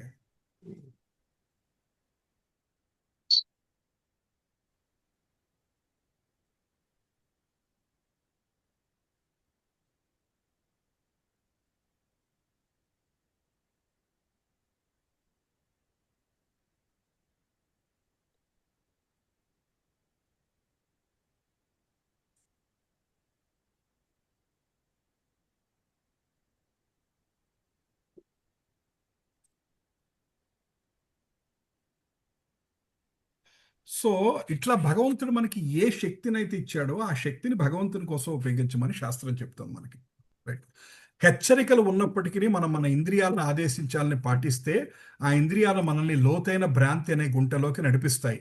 ఒక కళ్ళం లేని గుర్రాన్ని ఒక రథాన్ని గుంటలోకి లాగినట్టుగా ఇలా జరిగితే మనం పాపపు జీవితంలో లోతుగా పడిపోతే మనల్ని విడిపించమని పరమాత్మను హృదయపూర్వకంగా ప్రార్థించడం మాత్రమే మనకున్న ఏకైక మార్గం. కులశేఖర రాజు ఆయన అందకూప లేదా గుడ్డి బావి అనే పిలువబడే ఎండిన అడుగున ఒకసారి అతను పతనం నుండి బయటపడితే అతను స్వయంగా బయటపడలేడు. సో మనం ఇప్పుడు ఫర్ ఎగ్జాంపుల్ మనం సముద్రంలో మనం వాటర్లో పడిపోయాం అనుకోండి, మన ఎవరు కాపాడగలరు? ఒడ్డునున్న వాళ్ళే కాపాడగలరు. మనతో పాటు ఇంకొకళ్ళు కొట్టుకుంటున్నారు అనుకోండి, వాళ్ళు మనల్ని కాపాడగలరా? ఏం చేస్తున్నాం అంటే మనం మనతో పాటు కొట్టుకుంటున్న వాళ్ళనే పట్టుకుంటున్నాం జీవితం అంతా. వాళ్ళు కొట్టుకుంటున్నారు సంసారంలో.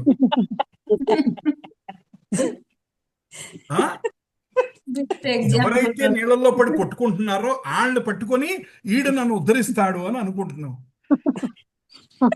ఇదిగో నా భర్త, ఈయన నన్ను ఉద్ధరిస్తాడు. ఇదిగో నా కొడుకు నన్ను ఉద్ధరిస్తాడు, వాడిని బాగా చదివించాను, నెత్తి మీద పెద్ద గొండరాయి పెడతాడు, అంటున్నాడు. సో నా కొడుకుని అమెరికా పంపించాను, అబ్బో వాడు డాలర్లు సంపాదిస్తాడు. ఐ థింక్ రమాదేవి మాతాజీ మీ అబ్బాయి వెనకాల కనపడ్డారు ఇందాక, కాస్త మ్యూట్ చేయండి మీరు. మీ అబ్బాయి మ్యూట్ చేయండి. రైట్.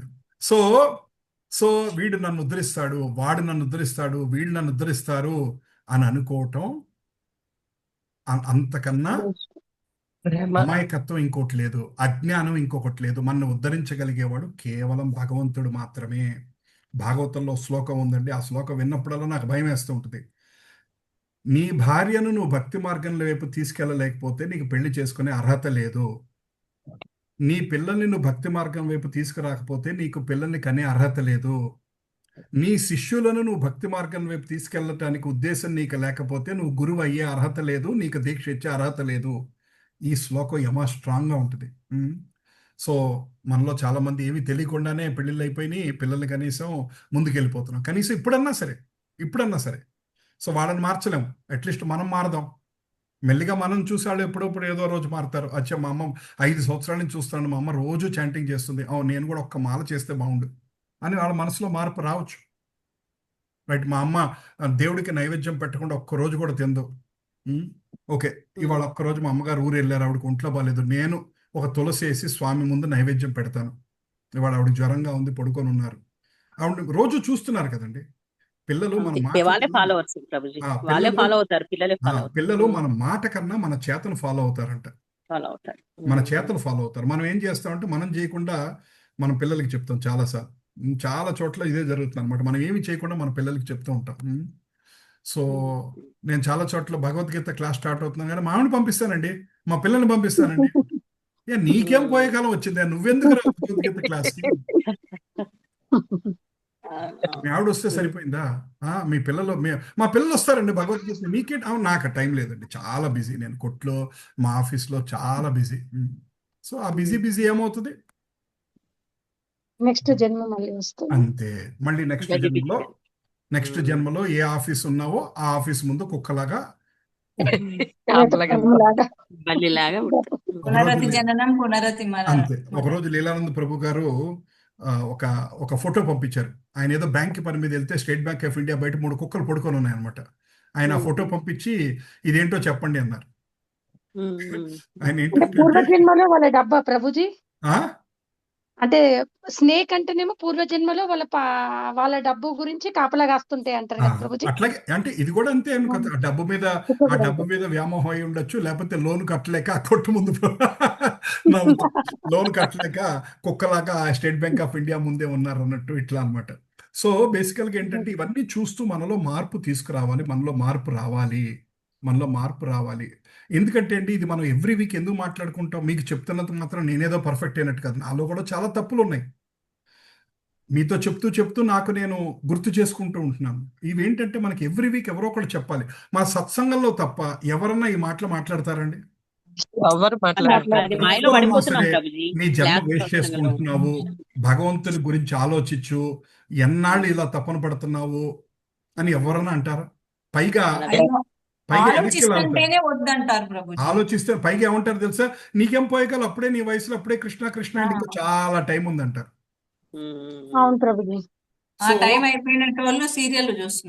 అంతే, ముసలోళ్ళే సీరియల్ చూస్తారమ్మా. పెద్దోళ్ళు ముసలోళ్ళు 80 ఏళ్ళు వచ్చినోళ్ళే ఇంకా వాళ్ళ శరీరం అయిపోతుంది అంటానికి.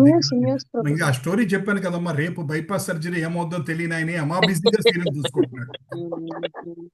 సో మరి ఇంకా ఏం చెప్తాం అంటే ఇవాళ మనం పాపం అంటే ఒకప్పుడు మేబీ శాస్త్రం తెలిసినప్పుడు మొదట్లో కోపం వచ్చేది, ఇప్పుడు నాకు జాలేస్తుంది వాళ్ళ మీద.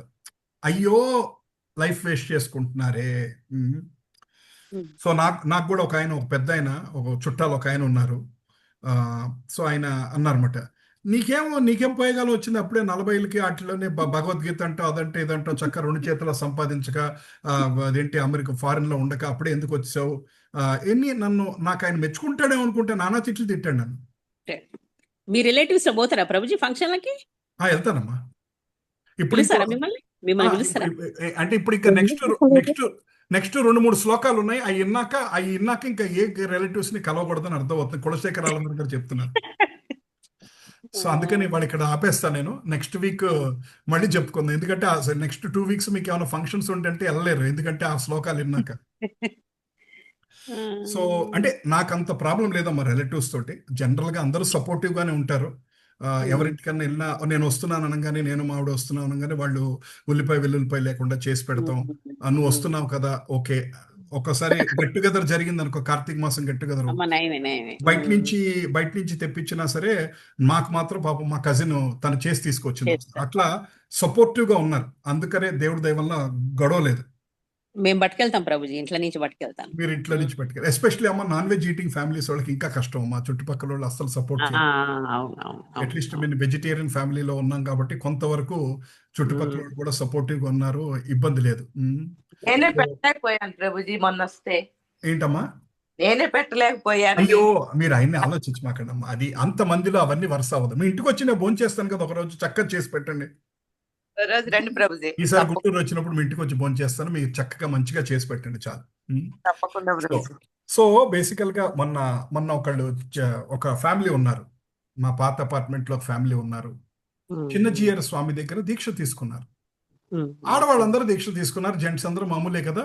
ఎవరో చనిపోతే ఖచ్చితంగా నాన్ వెజ్ పెట్టారు. నేను అడిగానమ్మా, మీరు నాన్ వెజ్ ఎందుకు పెట్టారంటే, నాన్ వెజ్ పెట్టకపోతే మాకు చాలా తప్పు అవుతుంది, తలవంపులుగా ఉంటుంది, చుట్టాలందరూ నానా మాటలు అంటారు, పెట్టాల్సి వచ్చిందండి అన్నారు. నేను అన్నాను, మీరు గట్టిగా ఉండాలండి అన్నాను. మీరు గట్టిగా ఉండాలి, వాళ్ళ చుట్టాలు ఏమన్నా అనుకోనండి, మీరు మాత్రం నాన్ వెజ్ పెట్టద్దు ఇంకోసారి ఎప్పుడన్నా అలాంటి పరిస్థితి. ఆఫ్ కోర్స్ మళ్ళీ చావు రావాలని కోరుకోం, బట్ అలాంటి సిచ్యువేషన్స్ వస్తే మీరు మాత్రం నాన్ వెజ్ పెట్టద్దు, మీరు గట్టిగా ఉండండి అని నేను ఆవిడకి చెప్పాను.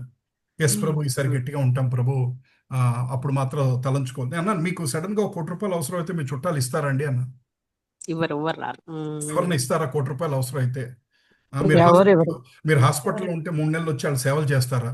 మీ ఎవరు ఇమ్మీడియట్ సేవ తప్ప చేస్తారు? ఎవరినో వచ్చి సేవ చేస్తారా? రారు. మరి వాళ్ళకి నాన్ వెజ్ పెట్టకపోతే మీరు మరి తలంచుకొని నాన్ వెజ్ పెట్టాల్సిన అవసరం ఏంటి? మీరు భక్తి మార్గంలో ఉంటున్నానికి మీరు ప్రయత్నం చేస్తున్నారు, సో మీరు నాన్ వెజ్ పెట్టద్దు. వాళ్ళు రాకపోతే మానేస్తే మానేయండి. మా ఇంటికి అందుకే ఎవరు వస్తలేరు ప్రభుజీ. జస్ట్ ఒక్క భోజనం, ఒక నాన్ వెజ్ పెట్టకపోతే వాళ్ళు ఫంక్షన్కే రారంటే అటువంటి రిలేషన్ అవసరం లేదండి అన్న. అదే అదే. అఫ్ కోర్స్ మేబీ అది వాళ్ళకే అర్థం అవుతుంది అనుకుంటా ఆ ఛాలెంజెస్ అన్నది.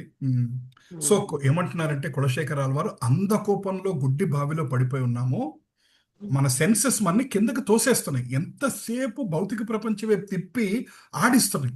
మనం ఒకటిసారి హరే కృష్ణ మహామంత్రం గొప్పదనం గురించి మాట్లాడుకున్నాం. మన మనసు ఏం చేస్తుంది? ఎప్పుడు మన ఆడిస్తుంది, దేవుడి వైపు తప్ప అన్ని వైపు తిప్పుతుంది. సినిమా పెట్టుకున్నాం అనుకోండి, 2.5 గంటల సేపు ఏమండి కళ్ళు ఆర్పకుండా చూడండి అని మనకి ఎవరన్నా చెప్పాలా? చూస్తాం న్యాచురల్ గానే చూసేస్తాం. మరి 1:40 నిమిషాల సేపు హరే కృష్ణ మహామంత్రం చేయమంటే మాత్రం 150 దిక్కులు చూసుకుంటూ చేస్తుంటాం మనందరం. ఎప్పుడైపోద్దా 12 అయినాయి, 13 అయినాయి, 14 అయినాయి, అబ్బా 15, ఇంకా 16, అమ్మయ్య అయిపోయింది దేవుడా, ఇవాటికి అయిపోయింది అని అనుకుంటూ ఉంటాం. సో మన మనస్సు అలా ఒక రకమైన భౌతిక విషయాల్లో సమన్వయం అయిపోద్ది. చిన్నప్పటి నుంచి మనం పెరిగిన వాతావరణం, మన ఆలోచనలు, మన చుట్టాలు, మన స్నేహితులు, మన బంధువులు అందరూ ఏంటంటే ఏది ఇంపార్టెంటో దానికి దూరంగా అందరూ ఉన్నాం. అందుకని మనం ఏం చేయాలంటే వైష్ణవులతోని సత్సంగంతో ఎక్కువ గడపమని ఎందుకంటారంటే ఏంటంటే, ఈ సత్సంగంలో ఆటోమేటికల్గా గుర్తు చేస్తారు. రైట్?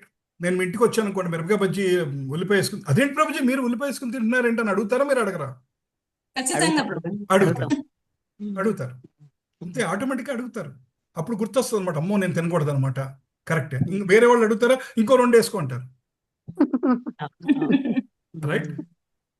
మీలో ఎవరన్నా కలిపి అనుకో, ప్రభుజీ వాళ్ళు ఎన్ని మాలలు చేశారు మీరు అని అడుగుతారు నన్ను. ప్రభుజీ వాళ్ళు మీరు 16 చేశారా? ఆ ప్రభుజీ పొద్దు నుంచి లెట్సే మనందరం ఏదో బిజీగా ఉన్నాం, ఏదో ఫంక్షన్లో, ఏదో సేవలో ఉన్నాం, ప్రభుజీ మరి మీరు వాళ్ళు 16 చేయగలిగారా, కుదిరిందా అని అడుగుతారు మీరు నన్ను. సో ఇంకెవరు అడుగుతారు మాల చేశారా లేదా అని?